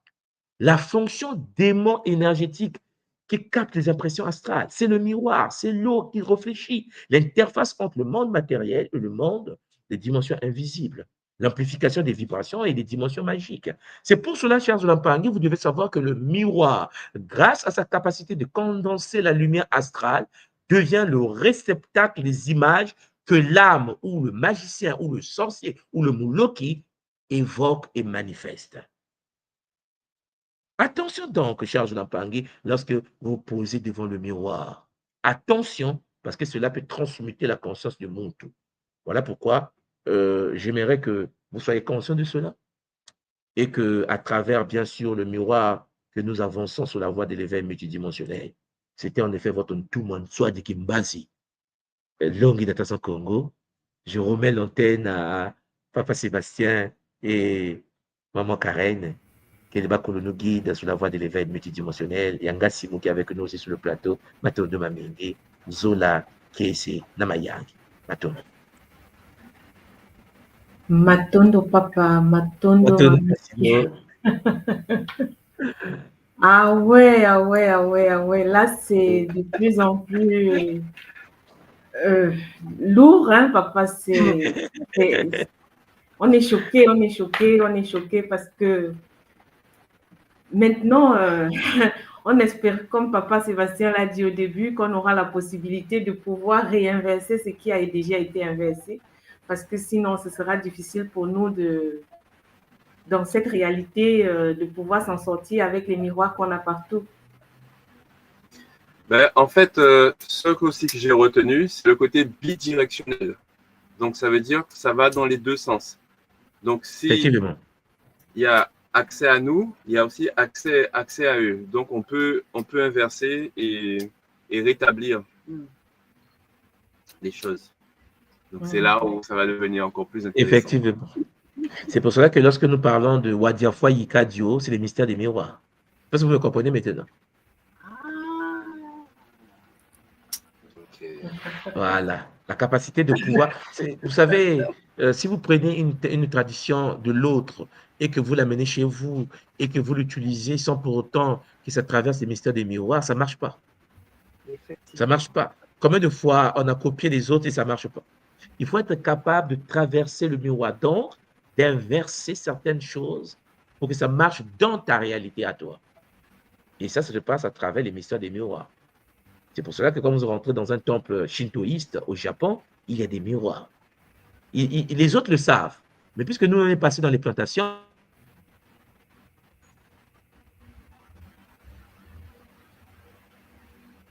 C'est la connexion de papa? Oui, ça a bugué un petit peu. alors je ne sais pas si c'est bon parce que ça s'est coupé. Oui, là, c'est revenu. C'est revenu. Voilà. Donc, c'est vrai que le sujet est sensible. Hein? Voilà. Et je pense que vous voyez comment je vous ai expliqué tout à l'heure, comment Thèbes. Vous voyez, papa Sébastien, tu as vu comment Thèbes s'est retrouvé en Grèce. Ouais. Mais Okay. Pourtant, beaucoup d'Africains ne savent pas qu'il n'y a pas que Thèbes. Hein? Il n'y a pas que Thèbes. Vous avez vu comment ils ont importé Tutidjati, ils ont importé Djibouti. Les Orishas? Les Orishas. Et pourtant, on parle tous du panthéon grec. Vous voyez? Mais alors, papa Sébastien, maman Karen, qu'est-ce qui s'est passé? C'est que les Grecs ont fait l'effet miroir sur l'Égypte, mais c'est vraiment des miroirs posés, c'est des rituels. Hein? Parce que c'est pas seulement dire oui, à partir d'aujourd'hui, Amon va devenir Zeus. Ça ne marche pas comme ça. Il faut carrément prendre un être, le dompter, le faire traverser le miroir. Il faut que ces caractéristiques traversent le miroir. Il faut le copier, mais le copier par le miroir. Mais regardez, la Grèce a eu Zeus. Mais qu'est-ce que les Romains ont fait? Lorsque la Rome est arrivée, les Italiens, quand ils sont arrivés, ils n'ont pas dit le dieu italien, on va l'appeler Zeus. Pas du tout. Les Romains ont utilisé la technologie des miroirs pour dire à partir d'aujourd'hui, ce que les Grecs appellent Zeus, nous, ici, nous allons l'appeler comment? Papa Sébastien. Comment les Latins appellent Zeus chez eux? Comment ils appellent Zeus? Zeus. Le dieu romain. Chez les Romains, là, j'oublie. Oh, Je me suis toujours dit qu'il y avait un lien, mais franchement, je sais plus. Entre les La Grecs mythologie et les grecque et Romains. romaine, ouais. Bon, c'est Jupiter. Ah, Tu vois, c'est Jupiter, je lui ai soufflé Jupiter. Jupiter. Vous aussi. Je sais pas, Alors, donc, Non, mais je lui ai soufflé c'est Jupiter. sûr, c'est les Romains. C'est Jupiter. Mais sauf que ce que nous devons comprendre, c'est quoi? C'est que si Jupiter, Oui. c'est Zeus sur le Romain, Jupiter, c'est Jupipater. la terre, Ça veut dire quoi, Jupipater? Dieu le Père. Dieu le Père. Et c'est le Dieu le Père du christianisme. Hein? C'est l'effet miroir encore. Et qui a apporté le christianisme, le Dieu le Père à l'humanité? Ce sont les Romains. Parce que Vatican ne se trouve pas à Paris, à ma connaissance. Vatican se trouve à Rome. Rome est la capitale du christianisme catholique. Or, le Jupiter, qui veut dire Jupipater, Dieu le Père, c'est le même Dieu le Père que tous les chrétiens du monde adorent. En fait, les chrétiens adorent Jupiter. C'est pas parce qu'on le dit en français qu'on oublie d'où ça vient. Sauf que Jupiter, c'est Zeus. Sauf que Zeus a été inversé en prenant l'image de Imana. Vous suivez là? Oui. Donc, ça veut dire que les civilisations se copient. Sauf qu'ils se copient en inversant les valeurs. Si on te dit Zola, là-bas, on ne te dit pas de Zola. Si on te dit équilibre, là-bas, on te dit déséquilibre. Désordre. Si on te dit Congolo, nous sommes tous ensemble, personne n'est chef de quelqu'un, là-bas, on va dire non, je suis le patron, vous êtes les travailleurs. Vous comprenez? On va tout inverser, on va tout changer. Ça me fait penser de manière plus terre à terre à ce qu'on trouve dans des logiciels de dessin, la fonction miroir. Comme sur AutoCAD, par exemple, ça permet d'avoir une copie complètement inversée. Donc, Ouais, dans tout ce qui l'autre se sens. passe à droite se retrouve à gauche. Bien sûr. Et puis ça me ramène aussi au reflet de la lune sur l'eau. Effectivement. Donc, chers Lampangui, j'espère de tout mon cœur que ce sujet va nous permettre de nous éveiller, va nous permettre de comprendre pourquoi Dionysos. Ouais, Dionysos? Mhm. Hein, maman Simon? Oui, Dionysos, le père, Hein? Dionysos, ça vous dit quelque chose? Oui, Oui, ça. Vous savez qu'il est devenu Bacchus. Bacchus. Bacchus. Vous connaissez Bacchus, n'est-ce pas? Et chez nous, on a Bacchanal. Quand tu regardes dans les îles, on parle de Bacchanal. Alors, il y a ce dont tu nous as déjà parlé concernant le bac. Mais Bien sûr. le C'est mot une qui en forme découle, de déchéance. C'est ça. Bacchus, c'est la divinité des orgies, des partous, de tout ce que c'est vous ça. savez. Hein? Voilà. Et puis, quand tu devenais initié au culte de Bacchus, quand tu es rentré dans les orgies, les gens faisaient l'amour en groupe, là, et le vin qui coulait, c'est le dieu du vin, hein, Bacchus, et tu devenais lauréat de Bacchus. Parce que C'est ça. les hommes de la communauté devaient faire par le derrière le petit garçon pour qu'il devienne un homme. Et donc, à partir de là, il devenait lauréat de Bacchus. On le mettait sur la tête l'oreiller. Le lauréat de Bacchus, d'où le baccalauréat. En effet, le baccalauréat était un rituel ancien grec, inversion des valeurs, où il fallait que l'enfant soit, voilà, hein, par les hommes de son groupe, ensemble, là, pour qu'il devienne un diplômé de Bacchus. Nous, aujourd'hui, nous avons tous des baccalauréats. Nous avons tous, sans exception, fait le culte de Bacchus.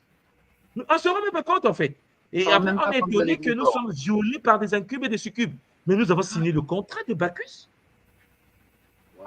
Aujourd'hui, c'est un diplôme parce que la France qui nous a colonisés a séparé, a séparé la religion de l'État. Et donc, l'État dit, oui, vous allez faire le bac. Mais à l'époque, avant qu'on sépare, le Bacchus est une divinité grecque que les Italiens, les Romains ont appelé Dionysos. Vous savez? Oui. Mais même là, en séparant le... Oui, maman Oui, Simon. maman. Je disais, mais en séparant le rituel même de... Est-ce que c'est vraiment séparé? Parce que ça a quand même toujours des répercussions. Ah non, mais il y a des répercussions. Non. Voilà pourquoi vous devez savoir, si vous voulez comprendre l'Occident, si vous voulez comprendre l'Asie, regardez-les avec l'effet miroir. Vous allez comprendre l'Afrique. C'est ce que j'essaie de vous dire. C'est-à-dire que si vous voulez comprendre ce qui se passe en Europe, je vous ai montré le document, le livre écrit par Martin Bernal, qui a eu le courage de dire que Athéna était black. Ce n'est pas une chose qu'il a écrit. Black Athéna, c'est origine afro-asiatique. Non, papa, Sébastien, c'est chaud. C'est-à-dire qu'un occidental qui explique aux occidentaux que toutes les divinités grecques sont les plagiats des divinités africaines. Oui, c'est réel, mais par effet miroir. Parce que celle qu'ils appellent Athéna, vous savez, hein, celle qu'ils appellent Athéna, nous l'appelons Nkosi chez nous. C'est-à-dire que lorsque Nelson Mandela invoque Nkosi dans Sikelele Nkosi Africa, hein, bon, avec le Négus éthiopien, avec le Nkosi, le Sénégal, le Cameroun, avec Nkosi, les autres l'appelaient Athéna. Parce que n'oubliez pas que l'univers de la guerre, l'univers de l'armée est géré par Nkosi. Sauf que Nkosi est une lionne chez nous. Ils l'ont blanchi, ils ont mis une femme humanoïde. Donc nous devons cerner cela. Une fois qu'on comprend cela, on arrête de tomber dans les pièges. Parce que ce sont les effets miroirs. J'espère que ce Kaboula va vous aider d'avancer. Je vous laisse sur le plateau pour votre communication, maman Simon. Zola à vous, papa Sébastien, maman Karen. Oui, maintenant, une question avant ton départ. Oui, papa. On a signé, malgré nous, le... Je t'entends pas, papa. Hein? Ça passe pas bien. Tu m'entends là? Là, c'est bon. Là, essaie de parler, papa. Là, oui. Alors, quand on a signé malgré nous le baccalauréat, comment verser cette signature?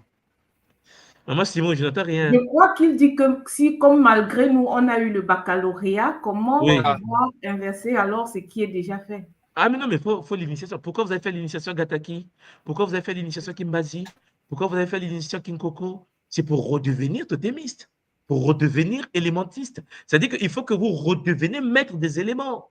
Parce que lorsque tu fais le culte de Dionysos, tu te déconnectes de toutes ces réalités-là. Vous comprenez? Donc, le but, c'est quoi? Papa, ne t'en fais pas. Quand Quand tu tu es fais le là, culte de Dionysos, papa Dionysos, c'est leur... c'est leur chose. Mais sauf que nous, oui, nous, on a été initiés inconsciemment à cela dans un oui, système déchu. Ça nous fait du oui. mal aujourd'hui. Lorsque tu veux te déconnecter de ça, tu dois retrouver les sauts initiatiques de chez toi. C'est pour ça que nous, on fait Gataki. Le but de Gataki est de purifier les corps éléments pour débrancher toutes les émotions de Bacchus au sein de la structure énergétique du monde. Vous voyez? C'est important Parce de que ce ne sont rappeler pas les ça. mêmes valeurs, c'est des valeurs inversées par la technologie des miroirs, comme je vous l'ai montré aujourd'hui. Matondo à vous, maman Simon. Matondo, parle et Matondo, Théophile. papa, Matondo, Prenez avant soin que de tu ne vous. partes, ça veut dire quand même que la semaine prochaine, on espère avoir, en fait, que chez nous, il y a un culte vraiment pour remettre, comme aujourd'hui, on ne peut pas se défaire des miroirs pour pouvoir inverser. Ça va aller, maman Simon, ça va aller. Matondo, Mamingi, allez, à bientôt. Ça va aller. Ne soyez pas Matondo, pressés, mais soyez conscients de ce que. Vraiment, faites vos investigations, allez en profondeur. Papa, je pense que papa Sébastien et maman Karen sont des chercheurs multidimensionnels. Ben, Captromancy, papa, allez voir, vous allez être étonnés qu'il y a des impacts considérables. Comme je suis arrivé en Guadeloupe, il y a des miroirs qu'on a placés dans les coins de rue, il y a des miroirs. Les gens maîtrisent ces sciences-là. Les États les maîtrisent. Par contre, la population subit. De l'eau, partout. L'eau. Matone. Allez, à bientôt. Ouais, ben, Maman Matondo, Simon, papa. à tout à l'heure. À plus tard. Matone Mamingi. Matondo, papa, Matondo. Ah oui, c'est chaud, hein, papa Sébastien. C'est chaud. Bon, comment on peut l'utiliser dans les deux sens? Ça nous, là, on comprend qu'il y a quand même, il y a une porte de sortie. Oui, oui, oui.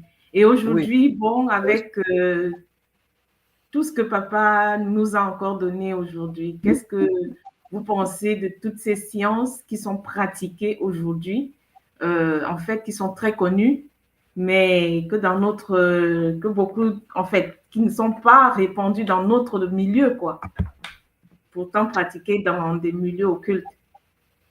Ben, aujourd'hui, on a été, enfin, pendant de nombreux millénaires depuis cette civilisation iséphétique, on a été mis à l'envers. Donc, il faut être mis à l'endroit. Donc, en copie de l'inverse, en copie miroir de l'inverse. Et effectivement, comme dit notre Thomas, ben, la pratique réelle de Gataki, Kikoko, Kimbasi, et ben, nous remet à l'endroit. Donc, ce sont les outils qu'on a à notre disposition qu'il faut mettre en place. Et là où effectivement c'est intéressant aussi pour nous les Bakala, c'est le reflet de Gonda sur l'eau. Et c'est là que les choses prennent leur sens. Ça reprend vraiment un sens. Il y a une petite anecdote, hein, quand papa parle du reflet Vous savez, chez nous, par exemple, ici en Europe, en Allemagne, hein, chaque année, il y a des petits parcs d'attractions qui sont faits dans toutes les saisons. Et il n'y a pas de parc d'attractions ou bien sans les petites femmes qui vont faire les voyances avec les petites boules magiques. Je ne sais pas s'il y a ça en Guadeloupe, mais ici en Allemagne, c'est très courant. Et on essaye de faire comprendre aux enfants que c'est normal de les utiliser ou bien de faire... En fait, on initie les enfants déjà très tôt à des sciences sans leur dire, en fait, sans éducation, tu vois un peu. C'est grave. Et je dirais même pour nos petites filles, ben, souvent les cadeaux, ben, c'est des fois des boîtes de maquillage. Exactement. Avec un petit miroir. Dès le jeune âge. Dès très jeune. Donc, toute cette connaissance est là pour nous permettre justement de faire attention à nos actions quotidiennes et nos interactions. Exactement. Pourtant, quand papa, il nous a fait ce Kaboul la fois dernière, c'est là où je me suis rendu compte que c'est connu et c'est très utilisé. Et il y a des films, beaucoup de films qui parlent de ce phénomène. Il y a beaucoup de films qui ont été touchés, qui ont été réalisés avec cette science, en fait, où dans le film, on va te parler d'une entité qui va pouvoir prendre contrôle de l'être une fois qu'il est devant le miroir. Je ne sais pas si... Il y a plein de films, hein, il y a de Mirror, il y a plein de films qui parlent de ce phénomène. Je ne sais pas si vous en avez vu. C'est vrai, oui. Oui. C'est vrai. Mais c'est choquant, hein. C'est choquant parce qu'en fait, comme toujours, comme c'est une loi universelle, tout est mis sous nos yeux. Tout est mis sous nos yeux et en fait, notre ignorance nous tue. Ah oui. Elle nous tue, puisqu'en fait, elle nous pénalise. Tout est mis sous les yeux, mais quand tu ne sais pas ce que tu vois, tu ne le perces pas. Il y a dans les commentaires... Oui, maman. Vas-y. C'est aussi un cadeau empoisonné. Quand on reprend effectivement ce que papa a dit, je crois que c'est dans le livre d'Enoch, qu'il y a des êtres très complexes qui ont donné à l'homme la technologie des miroirs. Oui, mais nous avons vu pourquoi ils l'ont donné. C'est ça. Pour inverser les valeurs. Donc, pourquoi cette technologie, effectivement, a été remise? Et donc, c'est tout ça aussi qu'on a besoin de comprendre plus dans les séances à venir pour pouvoir justement remettre à l'endroit les choses. Mais papa, avec ce qu'il nous a expliqué aujourd'hui, c'est avec cette science depuis qu'ils ont fait chuter la tradition. C'est ce que je relisais dans les notes. C'est incroyable. Oui. Oui. Déjà, la fois dernière, il nous a montré comment le cadeau qui avait été fait au roi. Vous vous rappelez? Oui, exact. Exact. Et le reflet du miroir. Le reflet, quand on l'a transfiguré, on a changé. Ce n'était plus le roi qui était là. Il était déjà habité. Voilà. Imagine une civilisation entière. En fait, c'est ce qui s'est passé. Hein. Là, moi, je suis restée choquée. Ils ont transmuté notre culture et ils nous l'ont ramené. Ils ont ramené l'inverse qui nous a été imposé et qu'aujourd'hui, on a adhéré. C'est ça. C'est un peu le problème. Ça. Puisqu'on te parle, quand tu commences tes études, on te parle de mythologie grecque. On ne te parle que de ça d'ailleurs. Mythologie grecque et romaine. Voilà. Et je sais que c'est quelque chose où j'ai toujours cherché le parallèle, c'est-à-dire, ça m'a toujours dérangé qu'on me parle de mythologie grecque et romaine, mais en fait, tu ne sais pas pourquoi. Mais tu essaies de trouver les corrélations. Et c'est là où on se rend compte qu'on a les choses en nous, encore une fois. Parce que quelque chose en toi te dit, mais attends, donc, si on a l'histoire même présentée en tant que l'Égypte antique, pourquoi on parle de mythologie grecque et romaine et pourquoi on ne parle pas de mythologie égyptienne? Et on entend bien mythologie. Donc en fait, on est des mythos. Un mytho, c'est quoi un mytho? Quelqu'un qui ment. Un mythe, ça n'a pas existé. On suppose que... Bon, en fait, c'est intéressant hein, de constater que dès le début, il y a comme un décor qui est planté. On te parle de mythologie. Le décor est planté depuis l'enfance, maman. Regarde toutes les bandes dessinées qui sont tournées là-dessus. Oui. Hein? Quel enfant grandit sans connaître Athéna, Hathor et toutes ces mythologies? C'est ça. Persée, comment il s'appelle celui de l'eau là? Poséidon, enfin, Poséidon et tout autre, oui. Alors, on a une question de Niki Sebafo. Comment faire pour que nos enfants fassent le bac sans y être initiés? Donc, si je traduis, comment pouvoir passer l'examen, on va dire, écrit, donc la porte ouverte vers les études supérieures, sans subir leur saut, le saut de, on va dire, de Bacchus. Donc, et c'est là où effectivement, papa nous parle aussi, Thomas nous parle aussi des boucliers miroirs. Donc, je dirais sans trop m'avancer que le bouclier miroir, c'est peut-être l'idéal justement par rapport à des rites où nos enfants peuvent être sous cette partie. Donc, protégeant nos enfants avec des boucliers miroirs, je dirais, ceux qui vont passer le bac. Papa, justement, papa l'a expliqué tout à l'heure, hein, c'est pour ça que nous prenons des sauts, c'est pour ça que nous apprenons Gataki, la transmutation des corps et tous les boucliers que nous apprenons à l'école. Donc, c'est moi aujourd'hui, avec ce que j'ai appris aujourd'hui, il n'y a pas de fatalité. Il y a peut-être une transmutation, mais le retour est possible et c'est ça que la tradition nous propose. Nous propose donc, tout à l'heure, à la fin, justement, il disait, oui, c'est pour ça qu'on a toutes ces sciences. C'est pour ça qu'on a la science Gataki.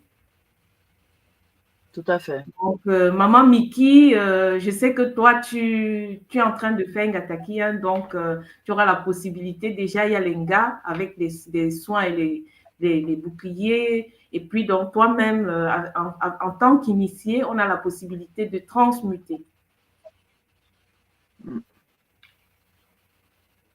Ah oui, il y a d'autres questions. Les enfants doivent se faire initier comme l'Enga. Ah oui, hein? Si aujourd'hui nous voulons sauver nos enfants, il faut déjà que nous nous initions et que nous puissions acquérir la connaissance et pouvoir savoir comment pratiquer les boucliers dont papa Sébastien parle et pouvoir transmuter et pour pouvoir se protéger. Bon, il faut être capable de mettre des boucliers, capable de transmuter ses corps, d'avoir accès à l'énergie de maman Kossi. Hein? Aujourd'hui, on a transmuté, on a par effet miroir transmuté l'énergie. En fait, maman, on a changé maman Kossi, mais elle aujourd'hui, elle est encore à notre disposition à l'école. L'école nous donne la possibilité d'avoir accès encore à maman Kossi. Donc, déconnectez-vous de Athéna, reconnexion à maman Kossi, hein, maman? Tout à fait. Et je dirais, dès le plus jeune âge, hein, au travers des contes initiatiques donc qu'on remet à nos enfants. Donc, utiliser les contes de la tradition et effectivement, de par ces contes qui vont leur permettre d'avoir tout un univers imaginaire, donc de magie qui correspondent à d'autres valeurs. Donc, effectivement, de par cette première porte, l'initiation de nos enfants sera d'autant plus facilitée qu'on ne leur a pas donné à manger des images, je dirais, complètement retournées. Ah oui, c'est bien le cas de le dire. Exactement, papa, exactement. C'est pour ça que c'est important que les parents aient aussi accès à la connaissance et aient accès à certaines techniques pour pouvoir protéger les enfants déjà dès le bas âge. Tout à fait. Pas que le jour du bac, papa Dominique. Parce que dès que l'enfant rentre à l'école, c'est déjà un égrégore en fait dans lequel il est en train d'être formaté depuis tout petit. Et l'erreur en fait qui est souvent faite, c'est que les parents une fois que l'enfant rentre dans ce rythme scolaire, ils oublient qu'à la base, c'est eux qui élèvent leurs enfants, qui les éduquent, pas l'école. Donc, c'est important de parler de sa journée avec un enfant après l'école, de savoir ce qu'on lui a appris. Et quand tu déposes ton enfant à l'école, en tout cas les écoles publiques, ben, c'est important de lui faire des boucliers le matin. C'est pas en attendant le bac, c'est dès le début. Et le plus tard on peut garder les enfants, le mieux c'est. Même si on parle de quelque chose qui n'est pas toujours évident dans nos vies d'aujourd'hui où on court partout. Mais le plus longtemps les enfants peuvent rester à la maison avant d'entrer à l'école, le mieux c'est. Parce que ça permet à l'enfant de se former, de se fortifier. C'est important. Ah, c'est magnifique, maman Matondo, de faire ce rappel. Je sais que dans certains pays actuellement, c'est pas possible de scolariser les enfants à la maison, mais il y a l'école, à l'école Kimuntu, je connais des mamans en Belgique qui scolarisent les enfants à la maison. Et c'est le bonheur pour ces enfants. Oui. Oui, Enfin, parce qu'ils ne sont pas dans le système. Il y a encore des États qui l'autorisent. Donc, ça dépend de chacun. Comme tu le dis, chaque fois que l'enfant sort et qu'il se retrouve dans une salle de classe, le professeur ou l'enseignant qui est devant l'enfant. Qui est-ce qui est devant l'enfant? C'est une question que je me suis toujours posée. Voilà, l'enfant est livré à cette entité ou bien à cette personne qui est devant. Et si nos enfants, à ce moment-là, n'ont pas de bouclier, il y a beaucoup de choses qui peuvent se passer et qui se passent. Et Ce sont des éponges. Oui, maman? Ce sont des éponges. Oui. Oui. Et vraiment éduquer les enfants très, très tôt. Très tôt. Très, très tôt. Très, très tôt. Il faut parler aux enfants. C'est important. Matondo, Matondo, nous arrivons au terme de cette émission. Je vais vous demander à papa et à maman de dire quelques mots pour la fin, avec tout ce que nous avons reçu aujourd'hui, la suite de ce qui a commencé la semaine dernière, avec où nous nous rendons compte que toute la société actuelle est basée sur l'inversement disons, de certaines énergies et que nous sommes plongés là-dedans. Qu'est-ce que ça vous dit quel message est-ce qu'on peut donner aujourd'hui avec cette connaissance? Alors, je dirais que toute cette connaissance, comme on vient de l'aborder, doit être mûrie, parce que pour l'instant, on est qu'au balbutiement de cet apprentissage sur la technologie des miroirs. Et donc, on va voir certainement comment inverser cela, quand même commencer par une pratique aussi. Et l'utilisation, en tout cas la connaissance de cette connaissance pour pouvoir l'appliquer à nos enfants. C'est-à-dire leur permettre d'avoir comme une fenêtre, un accès vers une autre réalité que ce qui leur est présenté le plus souvent dans leur environnement extérieur.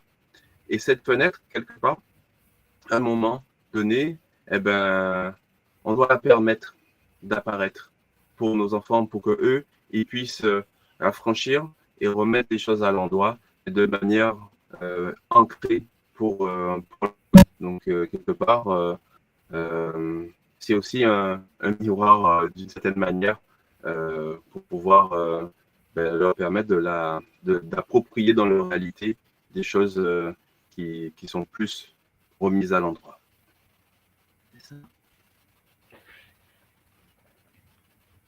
C'est un petit peu entrecoupé. Je ne sais pas si j'ai tout compris. Bon, qu'est-ce que tu dis? Et moi qui allais dire, papa a tout dit, mais papa disait que... Est-ce que tu m'entendais déjà? Là, c'est mieux, oui, c'est un petit peu mieux. D'accord. En fait, papa disait quelque chose d'important parce qu'il disait que donner aux enfants l'information très tôt, l'accès, en fait, pour remettre les choses à l'endroit, en fait, remettre l'équilibre. Je résume, mais c'est ça. Tu m'entends? Oui, là, j'ai compris, donner l'accès aux enfants de pouvoir remettre les choses à l'endroit. Remettre l'équilibre. Oui, remettre l'équilibre. Remettre Oui. l'équilibre. Oui, ça doit passer par la connaissance, c'est ça? Absolument. Oui. C'est là le rôle des parents prend toute sa place, en fait. Il prend tout son sens. Et n'oublions pas qu'avant, on élevait un enfant avec un village. Regardez nos sociétés aujourd'hui. Aujourd'hui, nous sommes chacun chez soi. J'allais dire Dieu pour la compagnie. C'est une expression qu'on entend. Mais en réalité, ça veut dire quoi? Ça veut dire que quand tu es chez toi avec ton mari, ta femme, tes enfants, et quand tu es chez lui avec monsieur, madame, les enfants, vous imaginez tout le travail qui était fait en communauté avant dans le village et qui permettait cet échange parce qu'il y avait les anciens, on côtoyait en fait les anciens, comment dire, les paroles de sagesse, elles étaient transmises. Oui, parce que dans le temps, on disait qu'il fallait un visage. Oui, je crois, si j'étais bien compris, dans le temps, on disait qu'il fallait un village pour éduquer. Pour éduquer un enfant. Un enfant. Et aujourd'hui, maman, la société actuelle s'est divisée pour mieux régner, pour mieux gérer, tu vois.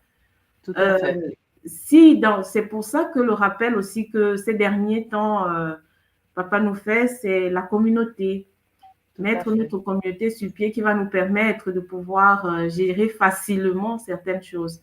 Parce que si les enfants grandissent dans une certaine communauté, ils ont la possibilité d'acquérir plus facilement certaines connaissances. Absolument. Ah, Matondo Mabengi. En Guadeloupe, nous avons une expression, on dit « ou quoi marcher si tête ». Tu marches sur la tête. Mais en fait, on réalise avec cette émission, enfin, 2 premières émissions sur les miroirs, qu'effectivement, ce n'est pas nous seuls qui marchons sur la tête, hein, c'est toute la société, en fait. Nous sommes le produit, en fait, d'une grosse arnaque, mais à une échelle qu'on n'imaginait même pas. Là, papa m'a choqué aujourd'hui, hein, quand il dit que, effectivement, on sait qu'on a appris notre histoire, l'histoire des Grecs et des Romains qui ont été hébergés en Égypte pendant près de 200 ans, on la connaît. Mais la technologie qu'ils ont ramenée, la manière dont ils ont ramené cette technologie, j'étais loin de me douter que c'était par la captotromancie. En fait, c'est ça qui s'est passé. Donc, remettons-nous sur le pied. Et que ça ne s'est pas pratiqué une seule fois, maman. Les Grecs l'ont fait et par la suite les Romains. Et c'est ce que les Romains ont fait qui se retrouvent encore chez nous. Non, mais oui. Remettons-nous à l'endroit. C'est ce que papa disait. Matondo Vamingi. Matondo les Olapangi. Vraiment, nous arrivons à la fin de cette émission aujourd'hui. J'espère que vous êtes aussi bouleversés que nous tous, hein, papa, Sébastien, maman et moi. Mais nous nous rendons compte que avec les outils que l'école nous donne, il y a espoir, il y a la possibilité de transmuter et de se reconnecter à l'originel, pas à l'image, de se déconnecter de l'image pour se connecter à l'originel. De toutes les façons, la 3e partie, c'est la semaine prochaine. Et là, nous sommes vraiment, nous attendons ce que papa va nous donner pour, comme solution ou bien comme outil encore en plus.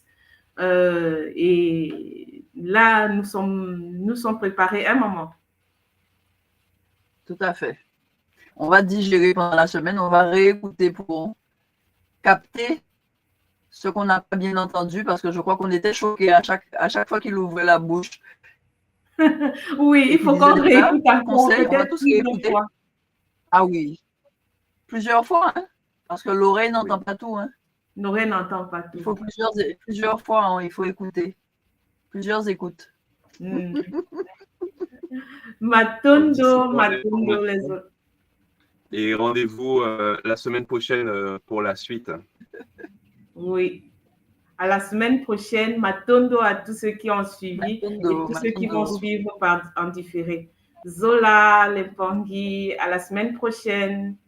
Ouais, Matondo à notre tour, moi. Matondo. Matondo.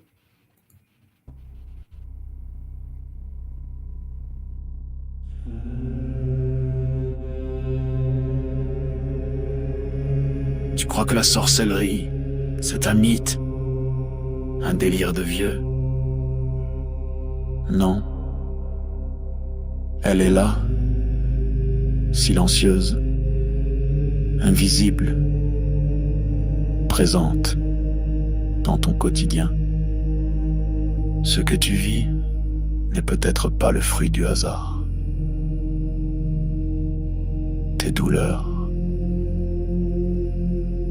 tes émotions, tes échecs, tes pensées peuvent être manipulées, programmées. Dans cette série de directs exceptionnels, le docteur Ntumwa Nswadi Kimbazi révèle comment les rituels occultes s'allient aux technologies neurocognitives, comment le contrôle mental moderne opère, sans trace, sans bruit, comment des attaques ciblent ton énergie, ton mental, ton esprit.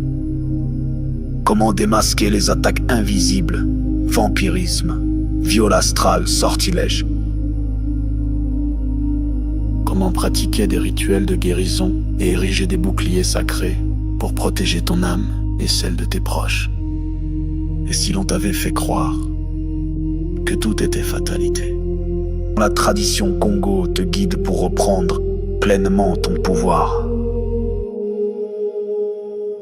Malongi, votre nouvelle émission Éveil, tous les jours à 13h, heure de Paris, en direct sur YouTube Tradition Congo et YouTube Fédération Kimuntu.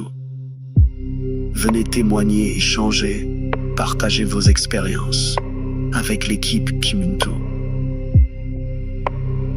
Épisode après épisode, nous dévoilerons les forces cachées qui gouvernent nos vies.